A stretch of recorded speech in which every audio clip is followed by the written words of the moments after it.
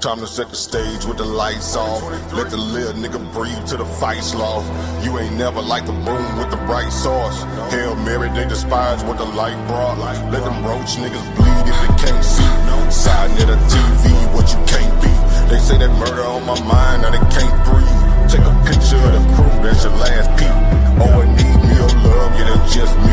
Keep them jumping like some frogs, so they might be leave when the sun sets. And they don't really wanna bleed from the gunplay. And like mine, niggas smoking weed on the one-way street, nigga. Yeah, we see we outside with it. Pull up to debates like we might be with it on guard. Side these niggas like bullshit and they fraud. Let me chop them down with the sword. Walk them down like they live bars. This the toughest you gon' be in, we too hard. And you don't really want that smoke, my G. sa.neter TV, this the toughest environment, the toughest environment, the toughest environment to be in, toughest environment, the toughest environment, the toughest environment to be in, toughest environment, the toughest environment, the toughest environment to be in, toughest environment, the toughest environment, the toughest environment to be in, the toughest environment, the toughest environment, the toughest environment to be in, toughest environment, the toughest environment, the toughest environment to be in. Keep that off your lip before you get flipped. We got sources over here, we don't just spit. Too many bosses over here, y'all just legit. Put them niggas in the game, let them get real. Don't even step unless you come in with that scholarship. That economic tip, gotta make a dollar flip. And I might be next, I don't give a damn, a truth rolling with me, so I'm feeling like the son of man. Too many gon' hate, gotta make a stand. I'm just tryna duck the lake, you don't understand. Read them when I greet them, that's my best plan. Head first shit, I'm just saying. Nigga meet me in LA, oh you just playing. Too many be fake, what the base saying. So I tell them they don't want no smoke before they end up in the newspaper next day. Smoke, this the toughest environment, the toughest environment, the toughest environment to be in. Toughest environment, the toughest environment, the toughest environment to be in. Toughest environment, the toughest environment, the toughest environment to be in. Toughest environment, the toughest environment, the toughest environment to be in. The toughest environment, the toughest environment, the toughest environment to be in. Toughest environment, the toughest environment, the toughest environment to be in. Toughest environment, the toughest environment, the toughest environment to be in. Toughest environment, the toughest environment, the toughest environment to be in. And this is it right here. The toughest you gon' ever be in. You wasn't conscious before us. Y'all niggas was asleep. We woke the sleeping giant. We did it. sa.neter TV.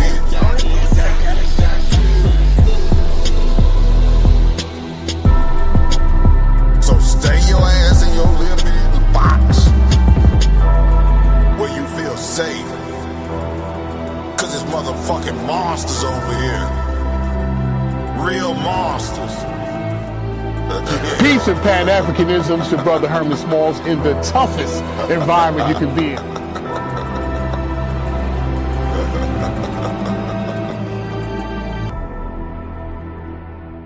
Yeah. All right. Y'all already know what it is. The time is now. The time is now. We got the debaters in the building. We got Rayan. And of course, we got Zion, the Lion, in the building. This is a heavyweight matchup right now. I want y'all to know. Let me make sure Zion is here. Zion, probably because we still got 2 more minutes before start. We just want to get started on time. So I'm gonna wait until Zion get here. So family, this is good. Here you go. He's in the building. This is the heavyweight matchup. And I'm giving it to y'all, man. All I ask is to show some love and donate to your brother. That's all. Donate to your brother for this debate. Okay? And so I want to first say that Rayan, apologist, came in, the HOK, knocking Hebrews right and left. The people give the win to Rayan. He took on Apostle. They gave the win to Rayan. He took on Elder Yara. They gave the win to Rayan. So that's showing you that they are not biased over here.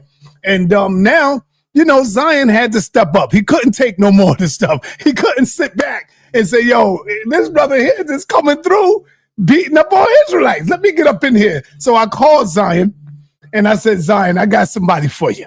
I forgot how the conversation went, but Zion was all in for it. You know, this brother don't run from debates. He run to debates.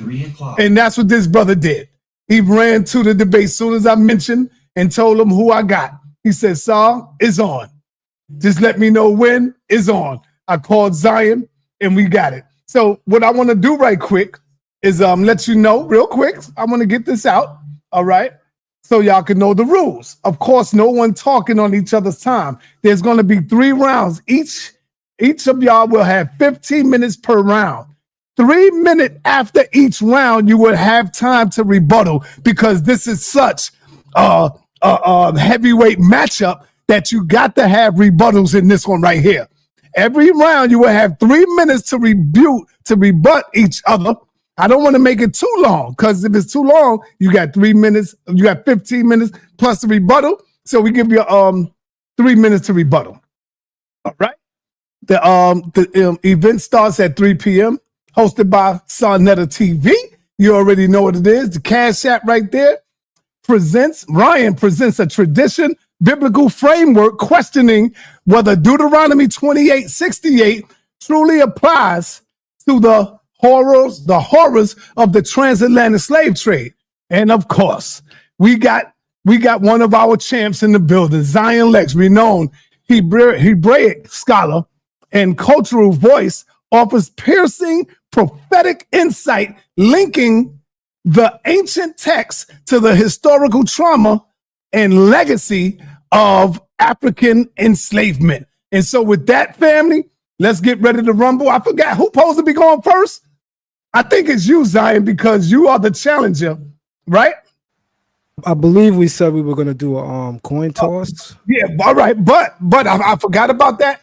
But being that Rayan is the challenger, normally he goes first because he's the one challenging. But if it's all right, if you want to throw a coin toss, it's up to you. I'll tell you what. I enjoy both spectrums of starting or finishing or whatever. I'll start it off. I'll set it off. Okay, is that cool with you, Rayan? Yeah, I don't care. Like you said, we said coin toss initially, but I could care either way. It's fine. Whatever. Okay. All right. So without any further ado, Brother Zion, you got 3 minutes in this opening round, and y'all already know what the topic is. Do I need to read the topic? The opening round, just to be clear on everything before we start getting the timeout. Yes. I haven't debated in a while, right? So the opening round is us going into a brief introduction, me first, obviously, then him first, and then straight into the presentation after. Exactly. And now, Rayan, after his presentation in the first round, you should have a pen or whatever ready because you're going to have 3 minutes to rebut his round before you even start your 15 minutes. You got it? Okay, that's how we're doing it. Got it. All right, that's how we're doing it. And the same with Zion. As you going, Zion going to have 3 minutes to rebut what you bringing out before he starts his minutes. Now, the topic is, so we can get it straight. Let me let everybody know the topic. Not now. Can't talk now. Here is the topic. Is the transatlantic slave trade a fulfillment of Deuteronomy 28? That is the topic. Zion, the time will start when you're ready, brother. You got. Right, I have my screen shared, and I would love if you could make sure our faces can still be seen. So just they're perfect. Yes. Perfect. All right. You got. This is your opening round. You got 3 minutes to open up. Let the people know what are you here to prove, and let's document your point. Go ahead, brother. Time will start when you're ready. All right. Excellent. So unfortunately, I'm not that familiar with Rayan. Kudos to him. I'm hearing that he's doing a pretty good job on the HOK platform. Thank you to sa.neter and the HOK platform for once again bringing a powerful meeting of the mind, so to speak. On that note, me not being so much familiar with him, I had to go and do some research. So I went on his channel. I watched a number of videos. It seems as if 95% of his videos is addressing Hebrew Israelites. Something that I definitely have to say from the outset I found interesting. Even after watching one of his videos, he says that it's due to his interaction with Hebrew Israelites that he created that channel. So then it makes sense that most of his channel is about, his interaction with the Hebrew Israelites, because he says that that's, after all, why he named his channel what he named it, and that's why his channel carries the content that it carries. But he kept saying something, Sa.neter, that bothered me. He kept referring to Hebrew Israelites as self-proclaimed. So I'm going to go into my next slide because I have something to say about that. So Rayan continually refers to the Hebrew Israelites as being self-proclaimed Hebrew Israelites, because the thinking of white supremacy is that a black man thinking greatness of himself can't come on his own. It always has to come with the cosign stamp of approval from the white status quo. So that's why many like him always refer to us as self-proclaimed Hebrew Israelites. But I want to offer a nice opening rebuttal to that. In the book of Isaiah, chapter 44, verse 5, there's a verse that says, "One shall say, I am the Lord's. One shall call himself by the name of Jacob, and the other shall surname himself by the name of Israel." What does this verse do? This verse affirms the God-given right of Hebrew Israelites to reclaim their national identity, defiantly rejecting white supremacy's attempt to arrogate to black people who and what they are. With all due respect, Rayan, we don't need your goddamn approval to self-proclaim ourselves as Israelites. The Bible says that God will raise his people up from the places where he will scatter them, and he even says that we will surname ourselves. So you goddamn right we're calling ourselves Hebrew Israelites. You goddamn right that we are allowed to make that proclamation. And I just want to let you know, as an opening jest, play if you want. It's on you. All right. Powerful opening. You still had a couple of minutes left, but all right. So, Rayan, are you ready? Rayan, are you ready? Unmute yourself. Let's get it. Let's get it.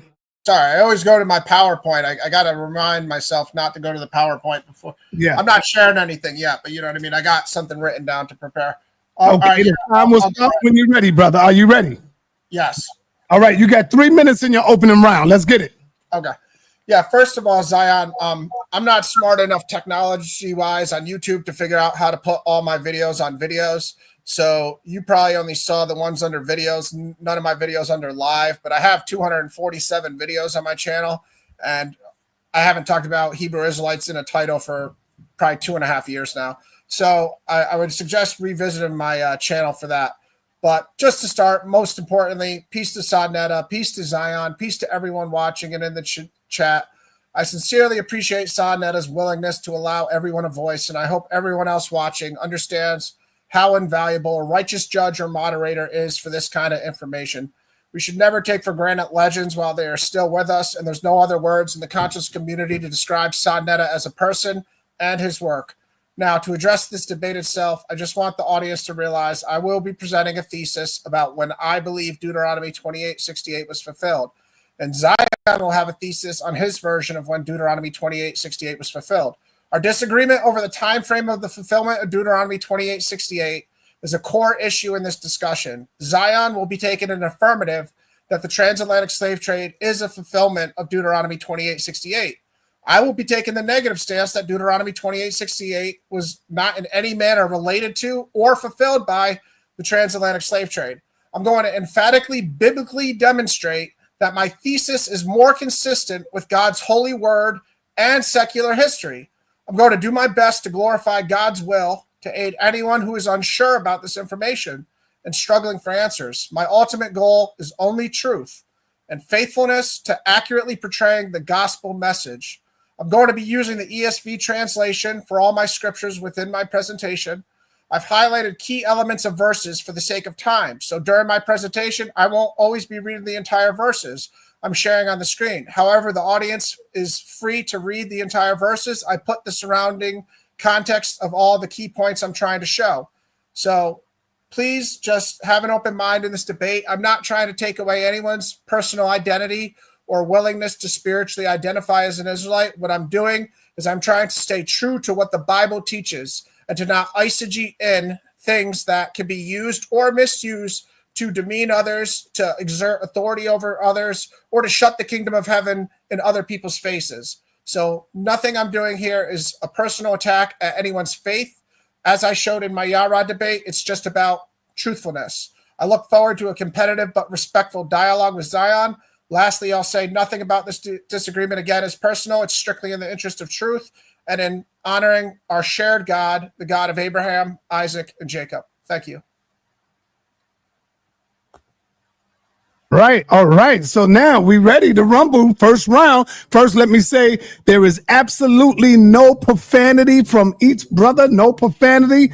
And for my moderators in the chat, let the people live. You don't need to time them out unless they are using profanity or slander against any of the debaters that's up here. That's what we're giving y'all today. Let the people go in, let the people rumble, and let them say what they want, as long as they are not slandering, cursing people out, or being disrespectful. Let the people live. And so with that, Zion, you got the first 15 minutes, brother. Time will start when you're ready. Go ahead, Zion. You got something to say? Go ahead, brother. Yeah, give me 60 seconds on it. Yes, go ahead, bro. All right, so that's what I'm saying. Let the people live. Let the people do what they do, as long as they're not in here being very disrespectful. Let them live. Let them write. Let them say what they want. This is the toughest environment to be in. And this is why a lot of debaters, they run to the little minor leagues. They don't want this toughness.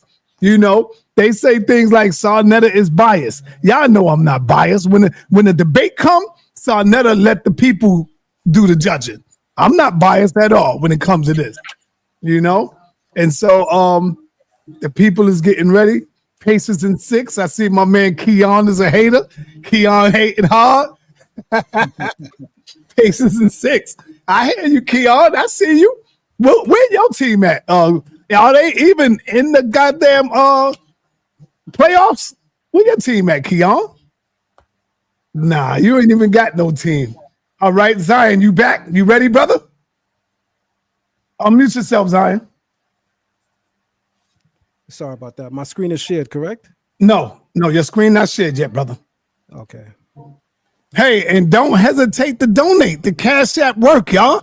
I'm giving this to y'all. Show some love, and that makes me want to give more. You know, y'all did great with the other debate, and that's why I'm doing this debate with y'all. Y'all did good. All right, Zion, let me know when you're ready. Your screen is now showing, Zion. All right, let's get it in. All right, time will start when you're ready. I'm absolutely ready. Time starts when you talk. All right, so the debate topic is Deuteronomy 28:68 a fulfillment of the transatlantic slave trade? sa.neter, just make sure someone's mic is muted. There's a feedback coming through. Stop the time for a moment.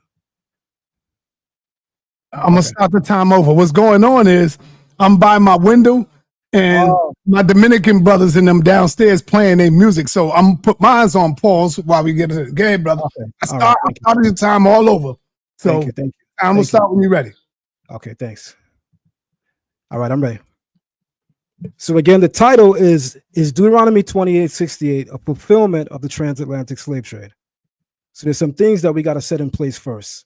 The verse begins by saying, "And the Lord will bring you back in ships to Egypt, a journey that I had promised that you should never make again. There you shall offer yourselves for sale to your enemies as male and female slaves, but there will be no buyer." Over the course of history, there's been several commentators that take different stances and points of view as to what this is. It's my job tonight to demonstrate exactly what this is a fulfillment of. The first thing I'll have to do is frame the argument. Rayan acknowledges, as a Bible believer, that when God speaks through the mouth of his prophets, it's a true thing. So God says in the book of Amos, chapter 3 and 7, "Surely the Lord God does nothing unless he reveals his secret to his servants, the prophets." The Bible is on record, as Rayan knows, stating that God will scatter the children of Israel to the four corners of the world. I would assume that the four corners of the world would possibly include Africa. I would assume that it would possibly include the New World at that time in history, known today as America. So Amos 3:7 says, surely the Lord God does nothing unless he reveals his secret to his servants, the prophets, meaning that if there's something that's going to happen to his people, there should be key passages and verses in the Bible that are revelatory towards describing exactly what that is. Here we go.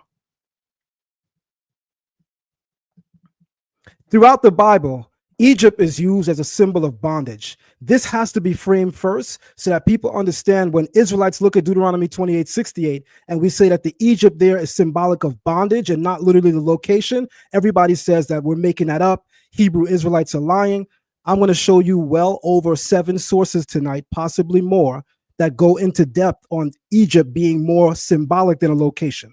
The most explicit association of Egypt with bondage occurs in the book of Exodus, where the land is referred to as Beit Avadim, the house of bondage.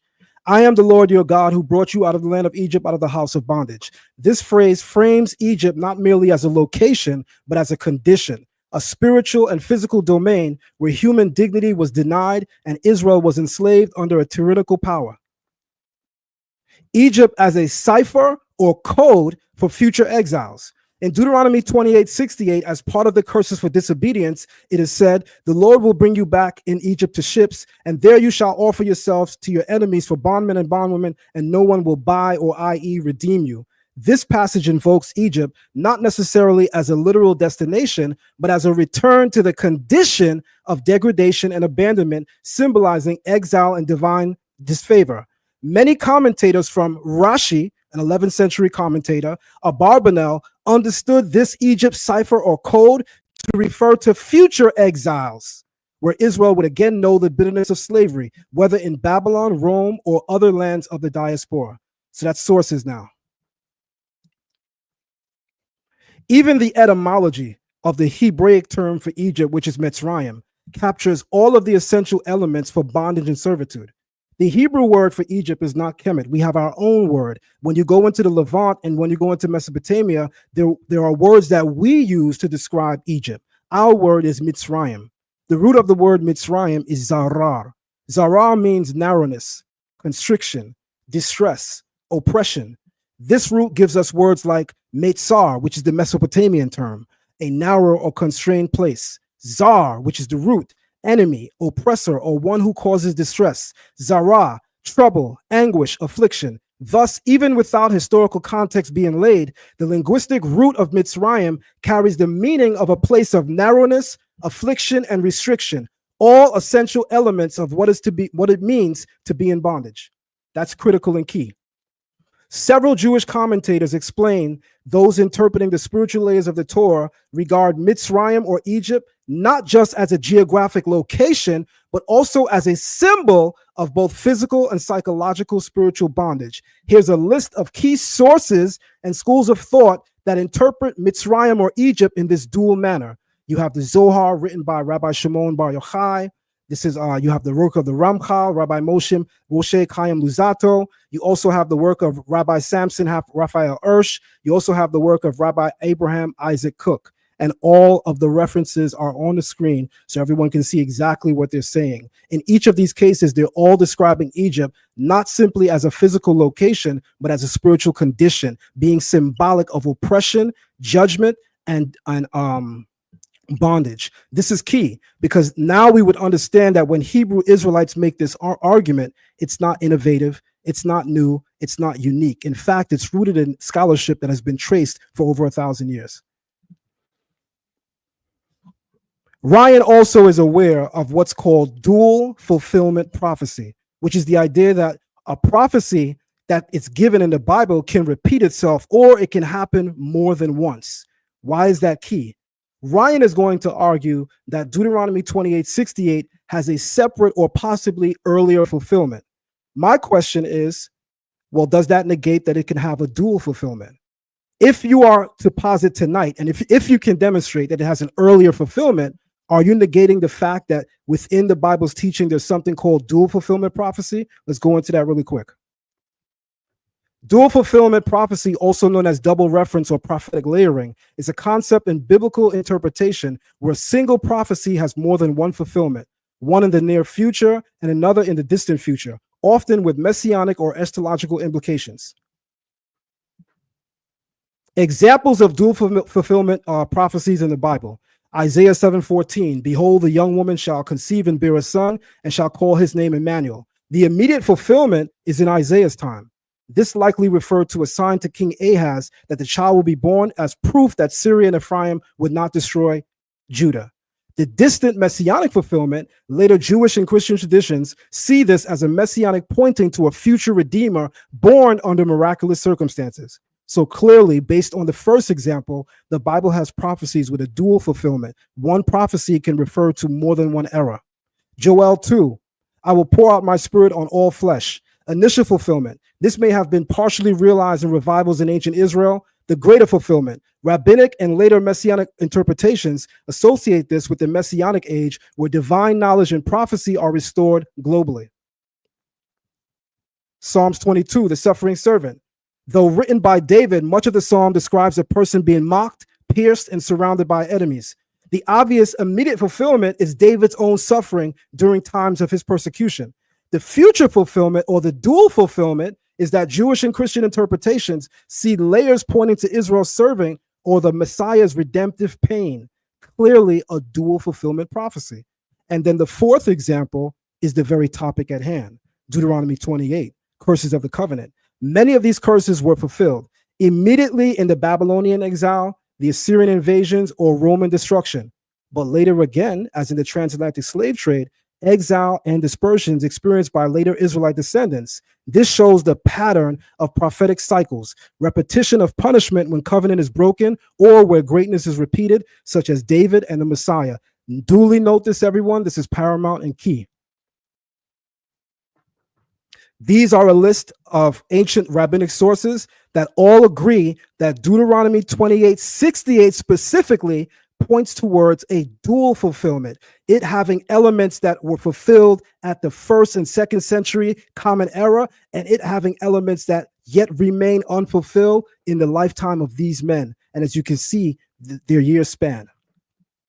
So you have Rabbi Samson Raphael Hirsch, the Ramban, Rabbi Moshe ben Nachman, Seferno, Rabbi Ovadia ben Yaakov, and you also have a person known as the Malbim, Rabbi Meir Lebush ben Yechiel Michael. These four rabbinic sources all agree in what's called dual fulfillment, but more specifically, Deuteronomy 28:68. In all of their writings, they all agree that this specific verse has a dual fulfillment. So when Rayan tries to stop Hebrew Israelites from saying that this has a fulfillment that is relative to the transatlantic slave trade, he's wrong. Here we go. By the way, Sonda, to stop the time for a moment, because I remember something. Sonda, to stop the time if you're there. I'm here. Your time is 5:47. You got 5 minutes and 47 seconds, brother. Left. Yes. All right, thank you. Because I remember previously when we debated, you would sound off an alarm to let us know. That's why I had to stop. Yes, I got that ready. If you want, yes, please, yes, please. You will hear the horn. Thank you. That's gonna help me. You'll hear that, brother. Good. So when we get to that 3-minute marker, sound that off for me. Oh, all right. You wanted at 3 minutes. At 3 minutes, because we already have 5 and change now, so I'm good. Got you. You got 5 minutes and 47 seconds, Thank brother. you so much. Thank you so much. Time resumed. All right. So here we go. Time is on. So I've already framed the argument that in order to understand this, we must understand that the most relative scholarship towards the Bible is going to be rabbinic and messianic sources. Whether or not I agree with Christianity, they are regarded as being authoritative sources in interpreting the Bible. Also, rabbinic sources are regarded as authoritative sources in interpreting the Bible. And of course, us as contemporary leaders and teachers, we are also contemporary and authoritative sources. So I'm incorporating a mix of all of them. The first thing that I'm framing is that we must understand that Egypt has both a physical and geographic location, but it also in the Bible is used symbolically. Also, in its etymology, you can see that the etymology of the biblical word denotes bondage. And here we go. After the fall of Jerusalem, many Israelites fled into Africa, where they later were kidnapped, sold, and shipped to the Americas. Now, where's our proof of Israelites coming into Africa? The 70 AD exile and the dispersion of Israelites into Africa. After the destruction of Jerusalem in 70 AD by the Romans, many Jews fled southward to escape persecution and enslavement. These refugees traveled to the Sinai Peninsula into Egypt, and from there migrated further into North Africa, eventually dispersing throughout Central and West Africa. This exodus fulfilled the prophetic words of Deuteronomy 28, which foretold that Israel would return to Egypt in ships and be sold into slavery, yet no man shall buy or redeem you, symbolizing total rejection and degradation. In West Africa, these Israelite exiles established thriving communities, maintaining traditions of circumcision, Sabbath keeping, dietary laws, and even Hebrew names. Over centuries, they became embedded in cultures that would later be targeted during the transatlantic slave trade. Many of those kidnapped and sold into slavery came from regions with clear Judaic cultural markers, including the Igbo of Nigeria, known for traditions like circumcision on the 8th day, Levitical purity laws, and claim descent from the tribes of Israel. The Ashanti of Ghana practiced laws of inheritance and purification, echoing Torah commands. The Lemba of Sierra Leone maintain oral traditions of being descendants of ancient Israelites. The Beta Israel of Ethiopia preserved Torah, kosher laws, and sacred Hebrew texts for centuries. The Yoruba held beliefs in a singular, all-powerful creator and practiced naming customs linked to Hebrew roots. Historical and rabbinical sources that show and prove that Jews and Israelites after 70 AD made their way into North, West, and Central Africa. Beginning with Eldad Hadanite, the 9th century, a legendary Jewish traveler from East Africa. Eldad claimed descent from the tribe of Dan and reported that lost tribes of Israel lived in parts of East and West Africa, practicing Torah. Thank you. 3 minutes left. Practicing Torah and speaking a form of Hebrew. His writings were accepted and preserved by Jewish communities across North Africa and Europe. The Jews of Bilad al-Sudan, the land of the blacks. Arabic and Islamic sources from the 10th to the 16th centuries, including Ibn Khaldun, documented Jewish communities living in West Africa, particularly in the regions of Mali, Timbuktu, Songhai, Nigeria, and Ghana. These Jews, often referred to as the Jews of Bilad al-Sudan, the land of the blacks, maintained their identity until Islamic pressure and enslavement fractured their visibility. The Vilna Gaon, a European rabbi in the 18th century, wrote a letter addressed to the lost tribes of Israel, acknowledging that they had been seen and located in Africa, particularly in the regions of Sahara and West Africa. His references validated earlier claims about Israelite presence on the African continent. This is known as the Vilna Gaon's letter to the 10 lost tribes, specifically tribes in West Africa. The Babylonian Talmud, Tractate Sanhedrin 94a, says, "To where did Sennacherib exile the 10 tribes?" The rabbinic affirmation places Israelite populations deep within the African continent over 700 years before the Roman exile. Historical and rabbinical sources agreeing that after 70 AD, thousands of Jews fled into Africa. Flavius Josephus, St. Jerome, Moses ben Isaac of London, Rabbi Ovadia ben Abraham, Rabbi Abraham ibn Ezra, Rabbi David ben Solomon. Sources confirm the dispersal. The Jews of Bilal al-Sudan, Eldad the Danite, the Vilna Gaon's letter to the 10 lost tribes. Flavius Josephus, in the Jewish War, Josephus records 97,000 Jews were captured after the Roman conquest of Jerusalem, many of whom were sent into Egypt and surrounding provinces as slaves. Although ship transport is not detailed, maritime transport was standard Roman practice, aligning with the prophetic image in Deuteronomy 28:68. Rudolph R. Windsor and From Babylon to Timbuktu, Joseph J. Williams, Hebrew Isms of West Africa, several sources. African Israelite tribes of Judaic identity, I named all of them. The migration of Israel to Africa and the transatlantic slave trade, historical sources that support it, Eldad the Danite, the Jews of Bilal al-Sudan, the Vilna Gaon's letter to the 10 lost tribes, the Babylonian Talmud,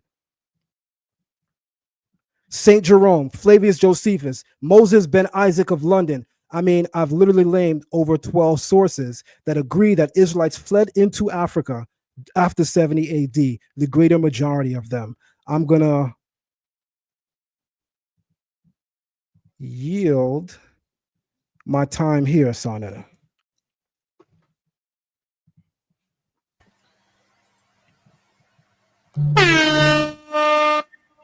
That was right on time, too. Right on time, man. Right on time. All right, powerful opening by Brother Zion. This is why you see he's a veteran over here. My man Ryan, are you ready, brother? Just give me like 10 seconds to get the clock set sir. up. And, Yes, sir. just for obviously not for the rebuttal round because I don't need any warning because it's only 3 minutes. But when I do my 15-minute round, if you could just do what you did for me last time at 2 minutes, just say 2 minutes, Brother Ryan, and I'll go. I'll tell you what, I'm gonna put the sound so I don't interrupt. I'm gonna just hit the sound like I did for Zion.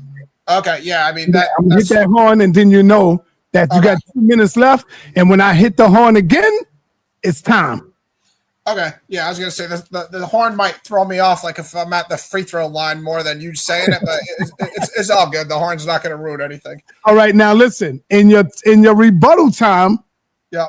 In your rebuttal time, when you finish rebuttaling, you can go right into your presentation. Is that cool? Yeah, I mean it's only 3 minutes, so I'm mainly gonna stick to rebuttals. But all right, let's go. Can you share? Can you see my screen, sir? Yes, your screen is up and running. It's sharing. So you see the map of Africa on the screen? Yes, it's right there. We see it. All right, I'm gonna get going here. Okay. First of all, Zion, I do believe Israelites are scattered throughout Africa. It would be ignorant of me to say that Israelites, after the Roman 70 AD temple destruction, went north, west, east, and south. Didn't go north, south, east, west, and you guys get it. Sorry, I'm a little nervous. The Yoruba had dozens of gods. So just like the Igbo and other African cultures we're going to get into in this debate, they had more gods than I can even mention. So they believed in one creator God, but they had a God for every single function of life, thunder, rain. I'll show it later in my presentation. Next, this is a map of Angola. I didn't hear you mention Angola within where Israelites were scattered, Zion. Approximately 6 million people, or 45% of the enslaved Africans, came from Angola. So I was actually wondering why Angola wasn't part of where the Israelites are, because that's literally almost half of the entire African slave trade. Next, I'll say that rabbis, and I don't like to say rabbi because we're only supposed to call Jesus rabbi, so I'll say famous Jewish teachers. Yes, they're credible Bible sources, but they're far from the authority over the scriptures when they don't even understand that the Messiah came, which is the most fundamental thing in the Bible to understand when the Messiah came. And Jesus himself proved that there were many false Jewish teachers at the time who were brilliant, but yet they missed the scriptures. So God revealed these things to little children, but kept them from the wise. God didn't promise to curse the Israelites forever. I'm sure you'd agree that when the Messiah comes, Zion, God's no longer going to be cursing people. So for me as a Christian, Jesus coming ends the curses. So to say that Deuteronomy 28, the curses are still going today or 1,500 years after the Messiah, well, I just don't agree with you, and I don't think you would agree with me if you thought the Messiah came and started the Messianic age. Dual fulfillment is fine. It is part of the Bible. Yet, again, not 1,500 years after the Messiah came, and also not after God told us verbatim that Christ's blood paid for our sins and the curses.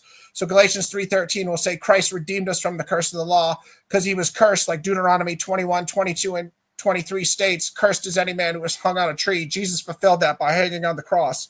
Egypt is bondage. I'm fine. I'm going to show you within my presentation that Hosea refers to Egypt as bondage over and over again for the Assyrian captivity, which was the true fulfillment of Deuteronomy 28:68. Yeah, I'm also fine with Israelites going into the entire world. As I said, the four corners of the world was used by all the ancient cultures. So the Assyrians called the four corners of the world the Middle East and that surrounding area. Yet it does refer to the whole world also, because we know that the four corners of the world will eventually mean that. That doesn't mean that Deuteronomy 28 curse was putting them there. That just means they were scattered there over time, over the thousands of years that would occur. So that's pretty much everything I wrote down as my rebuttals, and I'm right at 3 minutes. So after that, I'm going to get into my presentation once Sa says time here. I'll yield. Time. You have 15 minutes in your first round. Time will start when you're ready. All right, just let me reset my clock, please, and just get a quick breath. All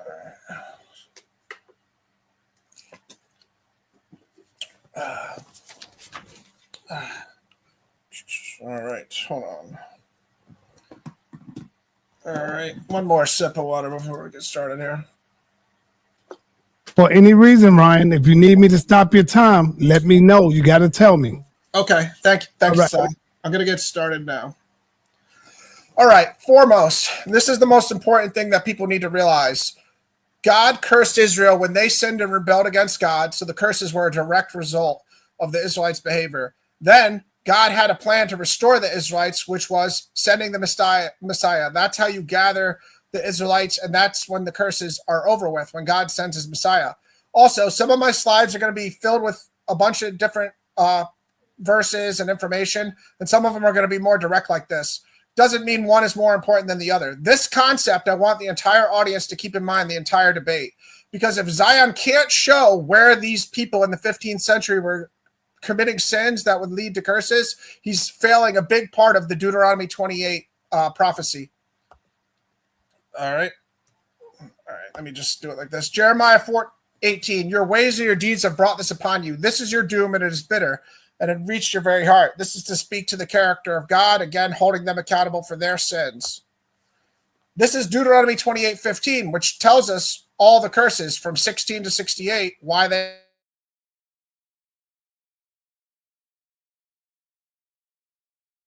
All right, Ryan, you stopped. I stopped your time. You're at 13 minutes and 53 seconds. You might have to go out and come back in. Your presentation stopped. Ryan, call him Ryan. All right, let me kick him out. That way he'll know he's out and he'll come back in. He's at 13 minutes and 53 seconds. He will be back in, y'all. Just be patient. And super violate that Cash App button, man. I don't see my people in the Cash App. Where you at, Captain? My Cash App is right there, Captain. I got Captain in the building. My supporters.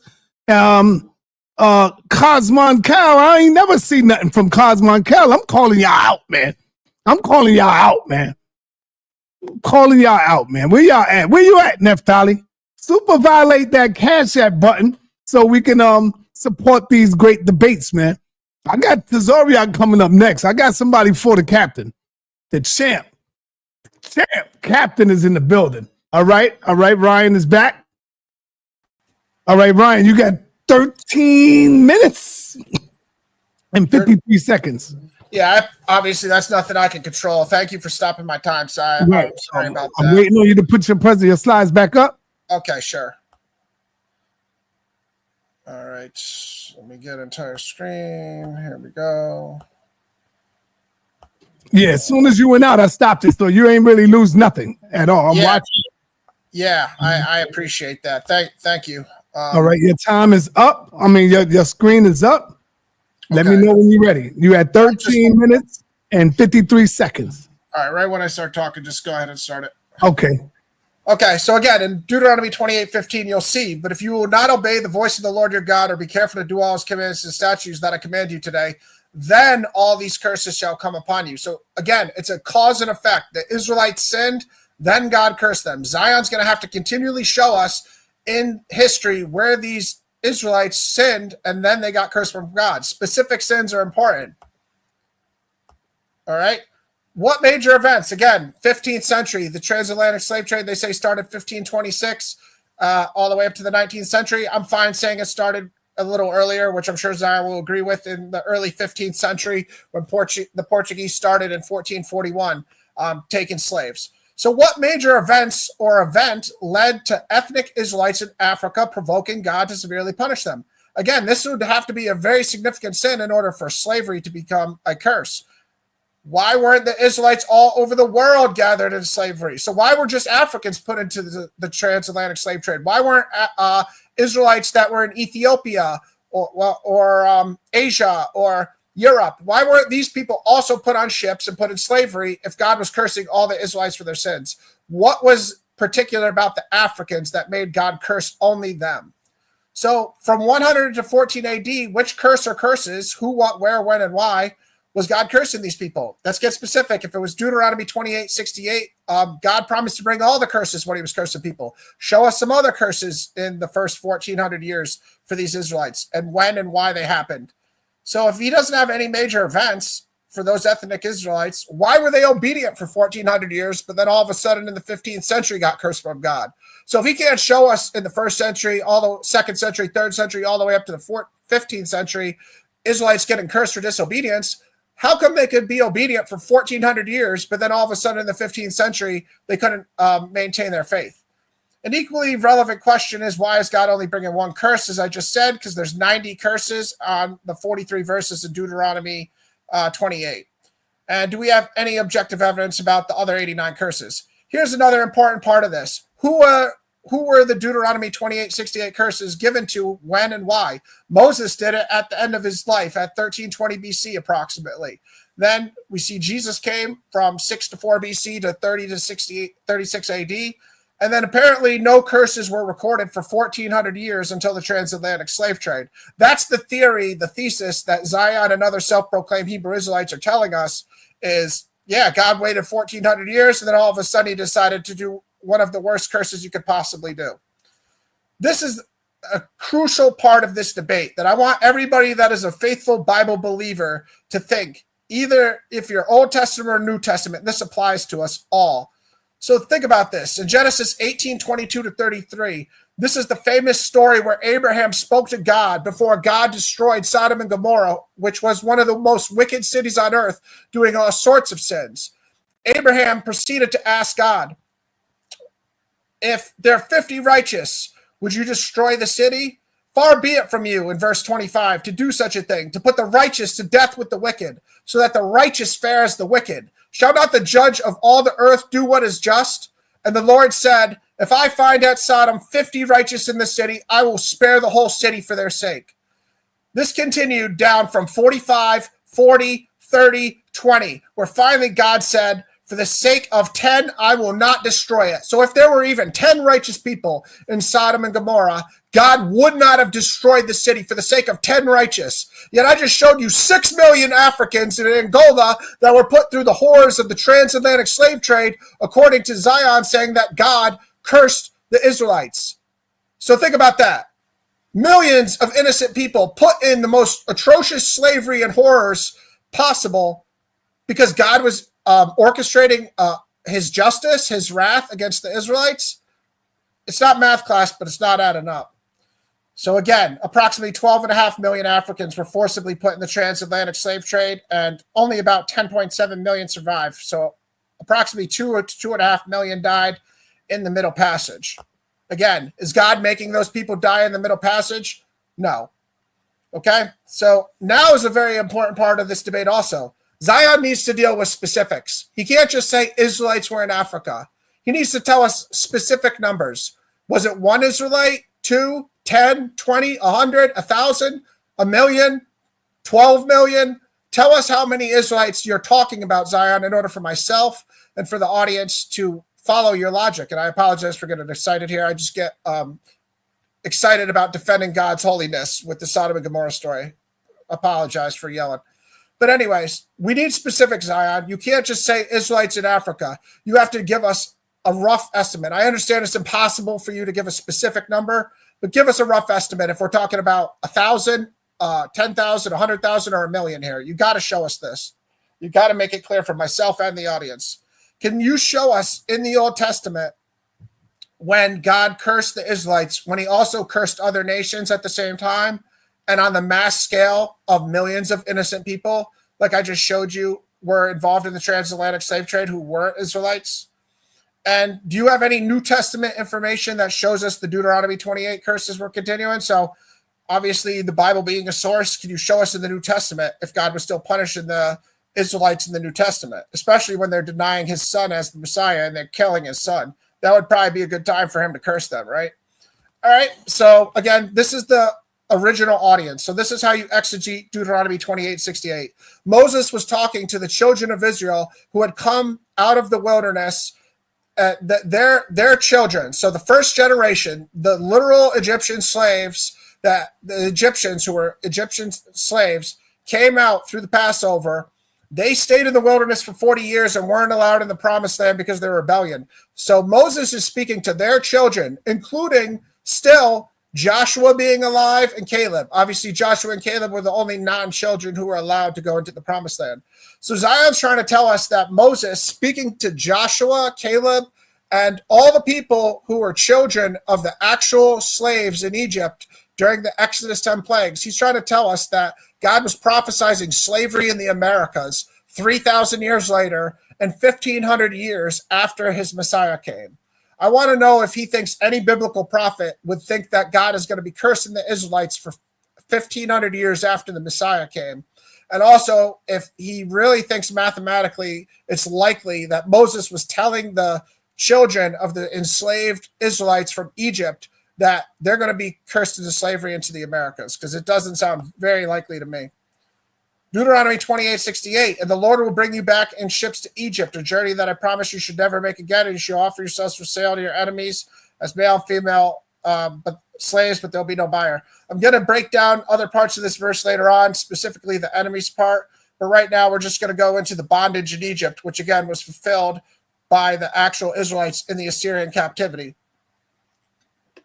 This is the prophet Hosea in Hosea 8:13 saying, they shall return to Egypt. Okay? Again, I'm not going to read all these verses for the sake of time. They're on the screen for you guys, but Hosea 9:3 also. They shall not remain in the land of the Lord, but Ephraim shall return to Egypt, and they shall eat unclean food in Assyria. See specifically in Hosea 9:3 how God is identifying Egypt as Assyria.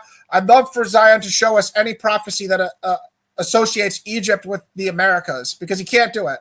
So I'm showing you the true fulfillment and God's holy word telling you Egypt is Assyria. And the prophet Hosea in chapters 7 through 11 is going to do this repeatedly. And Isaiah is going to testify it being Assyria also. So Hosea 9:6, for behold, they are going away from destruction, but Egypt shall gather them. Memphis shall bury them. 2 Ezra 13:40, the Apocrypha, also another witness here. Those are the 10 tribes which were carried away prisoners out of their own land in the time of Hosea the king, who Salmanaser, king of Assyria, led away captive. He carried them over the waters, and so they came into another land. 2 Ezra 13:40 is verbatim telling you the northern tribe went over the Euphrates River and the Tigris River and other waterways within Assyria, because there's tons of tributaries for both of those massive rivers. So 2 Ezra 13:43 to 44 testifies that they went over the waters in boats, because it's telling you that God had to stop the flow with a miracle to return them. So if he had to stop the flow like the Red Sea or the Jordan River with a miracle, and Isaiah's going to testify to this too, how did they get over it the first time? Clearly it was boats. The only other way is a bridge, and they didn't have millions of bridges in Assyria to transfer all the plunder, slavery, and cattle. Now, here's a testimony of 2 Kings 17:3 to 7, saying the same thing that 2 Ezra 13:40 just said. So if you don't like the Apocrypha, well, here's the book of Kings, 2 Kings 17:3 to 7. The same king of Assyria, Shalmaneser, during the time of the northern kingdom king Hoshea. For 3 years, he besieged the city. Again, one of the major curses of Deuteronomy 28 are besieging the city. You see the Assyrians besieging the city, fulfilling this. He carried the Israelites away to Assyria and placed them in the Halah and on the Habor. The river goes on in the cities of the Medes. So again, this is the book of Kings testifying to it. These are the same verses just in the book of Kings, but this is the history for the king of Judah, Hezekiah, instead of the northern king's history. Anybody familiar with the Bible knows they tell it the same story sometimes for the king of Israel, but also for the king of Judah. So again, look where they're getting transported to the Halah, the Habor, and the river goes on. Now I'm going to show you where that is. So we just saw it in 2 Ezra's, 2 Kings, and now also in 1 Chronicles 5:26, we see King Shalmaneser's father, Tiglath-Pileser, so the generation before, he even started doing this before King Shalmaneser did it. So he took, specifically, it says, the Reubenites, the Gadites, and the half-tribe of Manasseh to the same areas, the Halah, the Habor, the Harah, and the river goes on. So Tiglath-Pileser is the father of King Shalmaneser, and you can see he already started the process of moving Israelites to these areas. Where is the river goes on? Google it. It's the Kabor River. It's a tributary of the Euphrates River. So why were they moving them by these tributaries? Well, take a guess. It's because moving people on boats is the fastest way to transport them and all their gold, silver, plunder. Do you want to carry all the gold on your back or on your horses, or do you want to put it in boats and sail it? Think about it. So this is where the river goes on is. Obviously showing you guys the Euphrates River is a massive river is redundant. It's called one of the 2 great rivers in the Bible. Same with the Tigris River. Look where the Euphrates and the Tigris River are on the map if you're coming from Israel. It's unavoidable. You would have to go totally out of your way to the north and then hook back around. And even if you did that, you'd still have to go over the Tigris River. So clearly both these, the Assyrians had to become familiar with using boats in order to transport people. 2 minutes. 2 minutes. Thank you, Sa. But otherwise, they'd never be able to get around in their own country because the Euphrates and the Tigris run throughout their country. This is just a picture to show you a relief of Tiglath-Pileser, the father of King Shalmaneser. That's a relief that's likely associated with him. I'll circle back to these if I have time. This is to show you the ships and boats the Assyrians had. And again, I don't even think Zion debates that this was a fulfillment in Assyria, but I just want to show people that it was. So this is a relief, and it's half broken, so it's fragmentary. But you can see that there's two layers to this boat. It's not just a little boat. So even though it's broken, you can still get that. Here they're transporting wood. You can see them with logs. So clearly these boats are trying to depict that they're moving logs, huge, massive trees on their boats. These boats were capable of moving huge objects. Here's a similar relief of them moving the logs, and you can get a better perspective here because this isn't zoomed in as much. So you see them moving massive logs. Here they are with slaves on a boat. So this is a relief of a soldier in the Metropolitan Museum of Art. This is the Assyrians with a slave, and you see the symbolism of the art, but also them just transporting slaves, which they did with the Israelites. Here's another boat, just to make it redundant that they have boats, which is clear. And here's them besieging the city in a relief. So you see that they fulfilled other aspects of Deuteronomy 28, not just Deuteronomy 28:68. Again, I said Hosea testified in it through chapters 7 through 11 that Assyria was Egypt. Here it is again in 7:11-12, calling Egypt going to Assyria. They shall fall by the sword, derision in the land of Egypt, referring to Assyria, like birds from Egypt and like doves from the land of Assyria. They shall not return to the land of Egypt, but Assyria shall be their king. So God in Hosea from chapter 7-11 is verbatim calling Assyria Egypt over and over again, which is fulfillment of Deuteronomy 28:68. I'll save the rest for my next rounds. I know I'm out of time. Time. All right, my brother Zion, you got 3 minutes in your rebuttal before we get to your second round. Powerful first round from both of these brothers. And brother Zion, you are up next. And time will start when you're ready, brother. Okay, I guess I'm ready. All right, you got 3 minutes in your rebuttal. Okay, so I didn't expect this, but put up the slide. You got anything you showing? No. All right, go ahead. Time will start. Start now? Yes. Okay. I definitely didn't expect this. I expected that if he was going to have a presentation, that he would have sources that verify him. Even other biblical scholars that agree with his position, he cited none. So he's given so far 0 sources and 100% private interpretation. So we're just supposed to believe him even though we know nothing of him. That's sloppy scholarship 101. He says the Igbo Jews can't be the biblical Jews because the evidence shows that they serve several gods.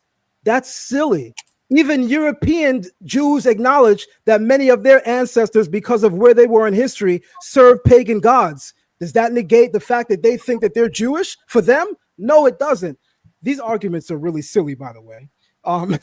He said, I didn't mention Angola, even though I said scholars show that Israelites went into North, Western, and Central Africa. I would hope he know that Angola fits in there. Possibly he doesn't based on his presentation.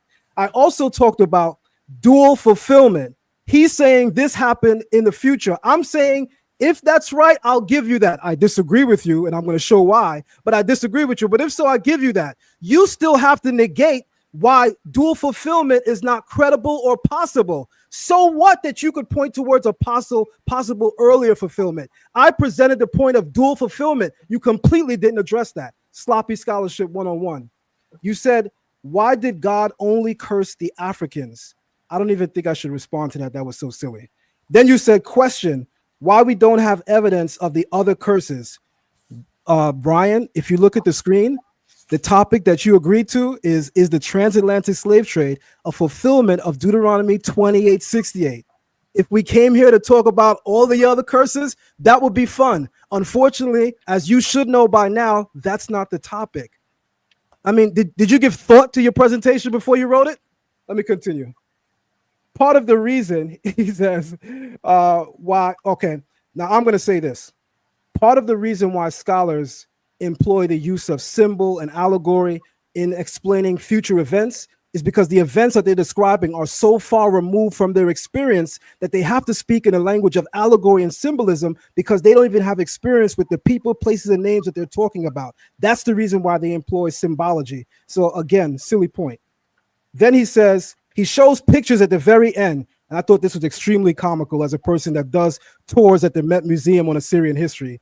He shows picture relief of Assyrians transporting logs and says that that's proof that they were transporting Israelites. Even though in any of the reliefs that he showed, none of them actually stated that these are Israelites on the ships or Jews on the ships. No scholar saying that. Private interpretation. sa.neter, with all due respect, and I've said this before, when you bring me a debate, because I never asked you to debate nobody, I only asked you about two people. I asked you about Jabari, and I asked you about Brother Polite, and rightfully so. But when you bring me somebody, 15 minutes, Ryan. Oh, excuse me? Are you ready? Get your presentation up. I'm on my last point. This is the last point I'm making, and then I'm going to go into the presentation. So on my last point, I'm saying you got to bring me somebody better. Zero sources, private interpretation. Dude shows a relief of Assyrians transporting wood and logs. Is this Final Destination or actual debate? Time, brother. Let's move it. You got 15 minutes in your second round. Zion, time will start when you're ready, brother. Okay, I'm going to go to my share screen. This is amazing. I thought I was going to have to fight a little bit. My screen is up, so let me know when you're ready. Yes, I see it. Your screen is up. Everybody can see it. Time will start when you're ready. All right. And I'm going to let you know when you got 3 minutes left with the horn. Thank you so much. And the second horn will be time up. Okay. So from a biblical and Hebraic perspective, many within the Hebrew... Stop my time, sa.neter. All right, go ahead. You said something while I was speaking. I'm not sure. No, I said time start when you started talking. Okay, my apologies. Right, I erased that. You right back to 15 minutes. Time starts now. Thank you, sir. From a biblical and Hebraic perspective, many within the Hebrew Israelite tradition interpret Deuteronomy 68 as prophetically pointed to the transatlantic slave trade. Let's examine this view carefully, focusing on the Hebrew language, the context of the verse. And the Lord shall bring you back into Egypt in ships by the way of I said to thee, you shall no more see it again. And there you shall sell yourself unto your enemies. Bring you back into... sa.neter, please stop the time. I don't know whose mic is on. Ryan, you had to go on mute, Brian. Ryan, you had to go on mute, brother. You want to start this whole thing? You have to round over, Zion? Yes, so you can start it over. I apologize. My computer froze, so I turned the TV on just to hear his information. I apologize. I was trying to get to mute to do it. All right. I did it in the wrong order. Sorry about that. Got you. Ryan, Zion, we're going to start your whole time over. You got 15 minutes. Time will start right now. Thank you, sir. From a biblical and Hebraic perspective, many within the Hebrew Israelite tradition interpret Deuteronomy 68 as prophetically pointed to the transatlantic slave trade. Let's explain why. The verse says, and the Lord shall bring you into Egypt again by way of ship, by way of which I said to thee, you shall no more see it again. There you shall offer yourselves for your enemy to your enemies as bondmen and bondwomen, and no man will buy or i.e. redeem you. Throughout the Bible, as I've shown, the term Egypt or Mitzrayim is used as a metaphor for bondage.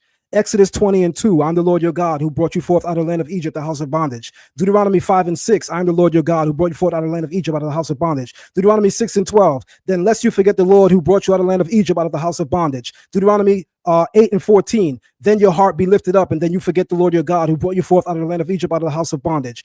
Deuteronomy 28:68 is the verse that we explain. Of course, throughout the Bible, Egypt is represented as the house of bondage, as a metaphor for bondage. Here, Egypt is used symbolically as a future return to slavery. These verses clearly reflect Egypt, not just as a place, but as a symbol of enslavement, oppression, and the condition from which the Lord delivered Israel. The term ba'aniyot, by way of ship. This verse mentions being taken into ship, a mode of transport never used for Israel's original exodus from Egypt. So we know it's not talking about that. Historically, there's no biblical or historical records of Israelites returning to Egypt by way of ship in mass deportation. Now watch this. This is going to be very clever. Rayan posits that the Assyrians' captivity, bringing Israelites into Assyrian provinces by way of ship, even though his presentation only showed the transportation of logs and wood, pause. He says that that's a fulfillment of Deuteronomy 28 and 68. So I guess Rayan is on record now agreeing that Egypt is clearly symbolic, because he's not saying that the Assyrians brought us to Egypt. I hope everyone is listening. That means he agrees with the Israelite position that Egypt is symbolic, not referring to the actual geographic location, because in the presentation he just showed, as weak as it was, he showed the transportation of logs, I mean what he thinks are Hebrew Israelites, being transported to Assyrian provinces. That means he's in agreement with my position that it's symbolic. So at least we're somewhere. The verse says, you will sell yourselves, but no man will buy you. This seemingly paradoxical phrase is better understood when you examine the Hebrew. In Hebrew, the term is we'en kone, and no, we'en kone, and no buyer. Kone also means no redeemer. In the Bible, if a Hebrew is sent into slavery or servitude, he must be redeemed. Anyone that studies the Bible knows that. That's in the book of Exodus as well as the book of Deuteronomy. Any Hebrew that goes into servitude, or i.e. slavery, must be redeemed. So by saying there's no buyer, no kone, ein kone, there will be no one that will come to redeem you, no one that will come to change your position. This is not a contradiction, but Hebraic idiom. They would be offered as slaves, but no one redeem or would deliver them from this condition. Slaves were purchased, yes, but no political or spiritual power redeemed them from the status of slavery. Historical parallels: Africa to the Americas. Millions of West Africans were transported in ships under horrifying conditions. Auction blocks, men, women, and children were sold like cattle in foreign lands. Loss of identity, just as the verses predict exile and loss of inheritance. Deuteronomy 28, 41 and 64. The slave trade resulted in cultural and spiritual disinheritance. By the way, if he posits that the fulfillment is in the Assyrian, we were not stripped of our identity in the Assyrian captivity. Deuteronomy 28 describes us being stripped of our language, our culture, our religion. We were still serving our God in the Assyrian captivity. So that means what he posits as the fulfillment of it doesn't capture the essential tenets of what Deuteronomy 28 is describing. But let me move on. Hebrew grammarian and etymologist Rabbi Samson Raphael Hirsch, he says in his commentary to Deuteronomy 28:68, and by the way, all I come with is sources, so everybody pay attention. Though mainstream Jewish commentators like Rashi and the Rambam applied this verse, the 68th verse of Deuteronomy 28, to Roman or Babylonian exile, Rabbi Samson Raphael Hirsch, a 19th century Torah giant among Europeans, says, this will not be from the land of Israel, commenting on Deuteronomy 28:68. This will be, but from distant lands where Israel had already been scattered.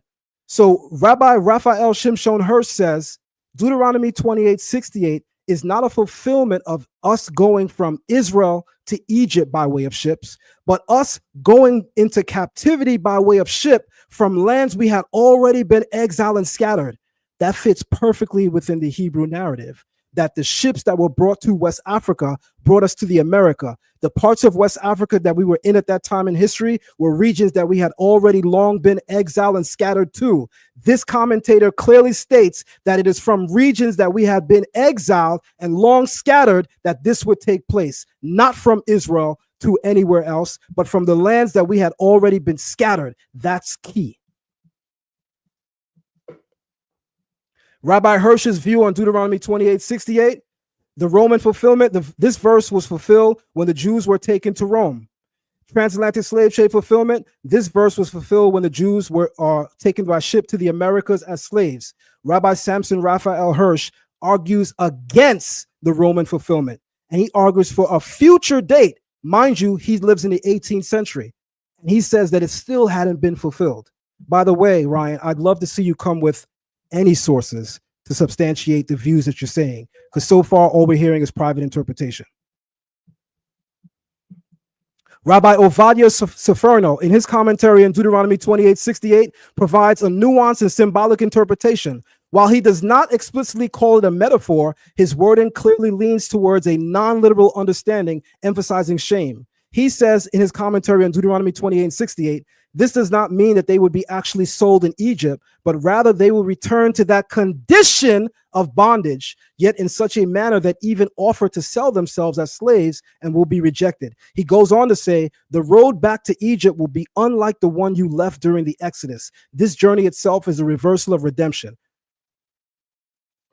What this means, Safirno emphasizes that this return to Egypt is not primarily geographic, but a return to the condition of Egypt, namely slavery. So aren't Hebrew Israelites saying the same thing? But let me guess, when a European says it, he's right. But when Hebrew Israelites saying it, we're identity thieves. I get it. Egypt as a metaphor. Rabbi Safirno, just quoted him. Moving on.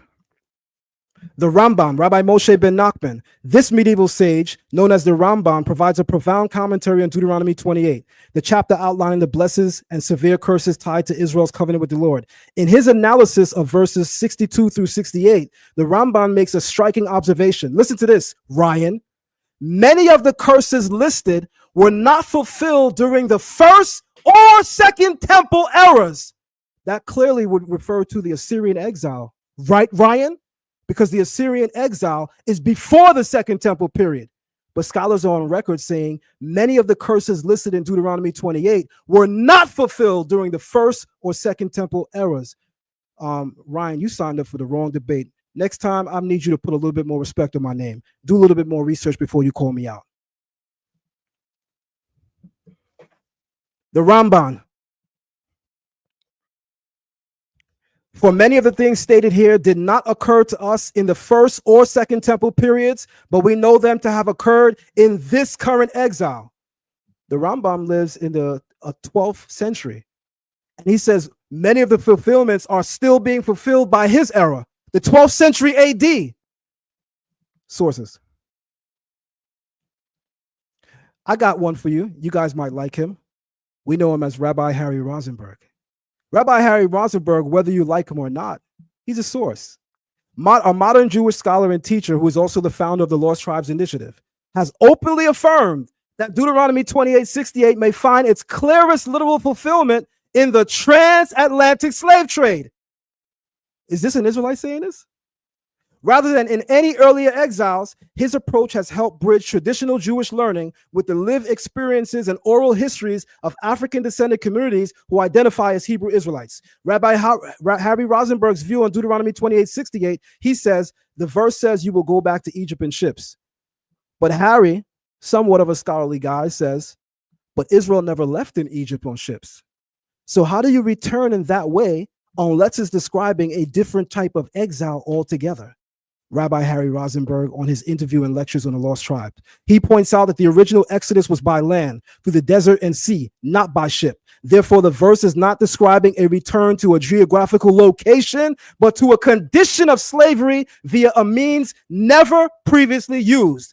The transatlantic slave trade, with its horrific use of ships to deport millions of African people, many of whom carried Hebrew traditions, matches the literal detail of the verse more closely than any Roman or Babylonian event, and I guess I could now add any Assyrian event, such as transporting logs for the movie Final Destination, Ryan. Interesting theory. Rabbi Harry Rosenberg, to surmise his views, he sees Deuteronomy 28:68 as spiritual and national degradation, not necessarily a geographical location. Excuse me, that's Safirno. The Ramban's views, this section refers to a future time. The curses did not occur to us in first or second temple period. That clearly wipes out the Assyrian fulfillment, Ryan. I think you would want to try for the Roman one. But when you try that, I got a nice bomb for you. But I hope that you draw for it. In fact, Ryan, I dare you. Not the Roman exile, says Samson Raphael Hirsch, but rather a later time after the people of Israel had been scattered all over the world.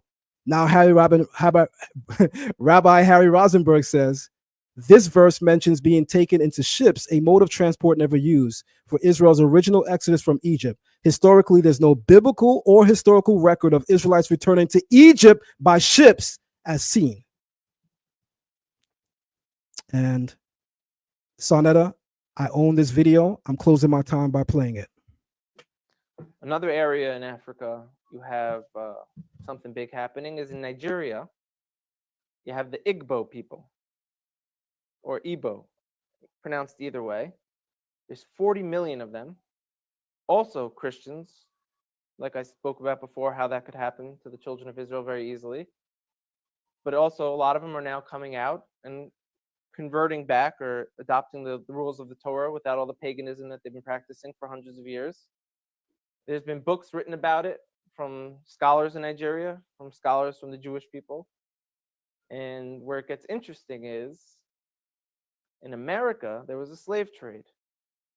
And a lot of the slaves, a very high percentage of them, came from Western Nigerian ports. And in America today, you see a very large movement of African Americans who say that they're the real chosen people, that they're the children of Israel, they're the Judeans. You know, so what are they just trying to create an identity for themselves because they were slaves, or is there really something here? And the answer is most likely there is something there. And most likely, maybe that they were the original Israelites, and maybe that the Jewish people today who are white Caucasian people came in a little bit later on. We know that some of the greatest sages of the transmission of the Torah were converts from Rome. You have a man named Onkelos who wrote a commentary on the Torah, unprecedented, that we still learn today. He was a convert. Some of the largest pillars on the transmission today were Roman converts. So here we are, we're Caucasian Jewish people. And now you have people in Africa saying that they're the real people of Israel. It can't be ruled out at all. We know they were sold into slavery. We know now that they're fulfilling prophecies by saying, we're coming back. We want to rejoin the nation.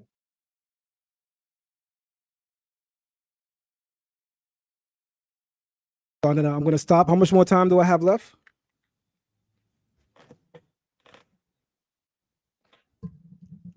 You have 1 minute and 20 seconds. You didn't sound the alarm though. I know, because you was playing the video. My bad. Okay. I got sidetracked. My bad on that one. All right, that's fine. So I want to make something clear. I was too busy looking at the thing, listening, and I ain't look at the time. All right, so I want to make something clear. The topic, you got 1 minute, 20 seconds. Time resume. The topic of the debate is the transatlantic slave trade a fulfillment of Deuteronomy 28:68? So Ryan mentioning, why aren't we talking about the other verses?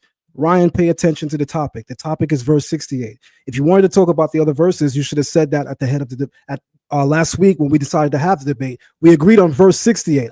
I believe so. Stop me if I'm saying something that's not accurate. Lastly, I want to say this. For your next round, Ryan, come with sources. But so far, as a pointer towards you, you're doing horribly great. If that's possible, to be horribly great. Time. Man, wow, powerful second round. Ryan, are you ready?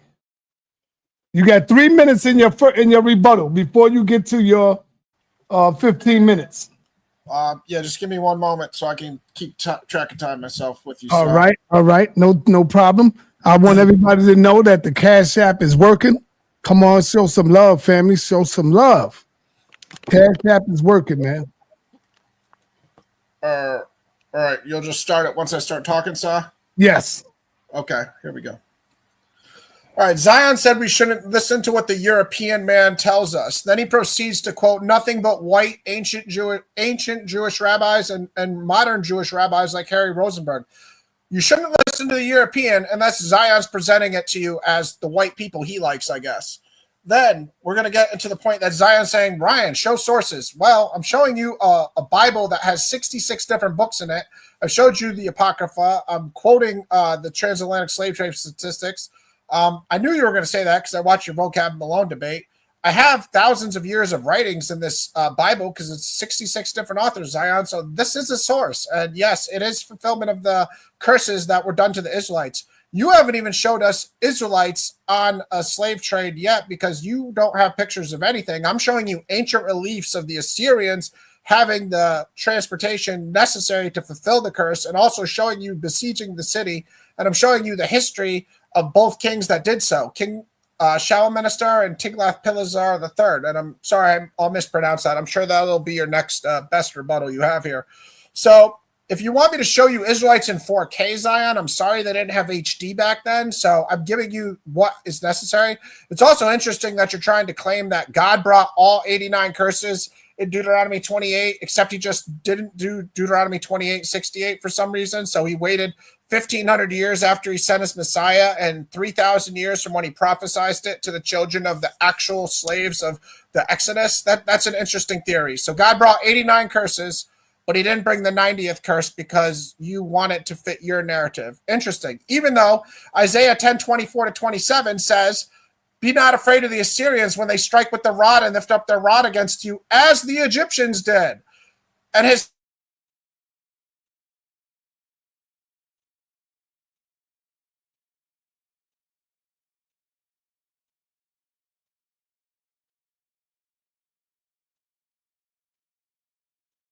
So that you got to stop getting people on your channel that's working with the Obama phone.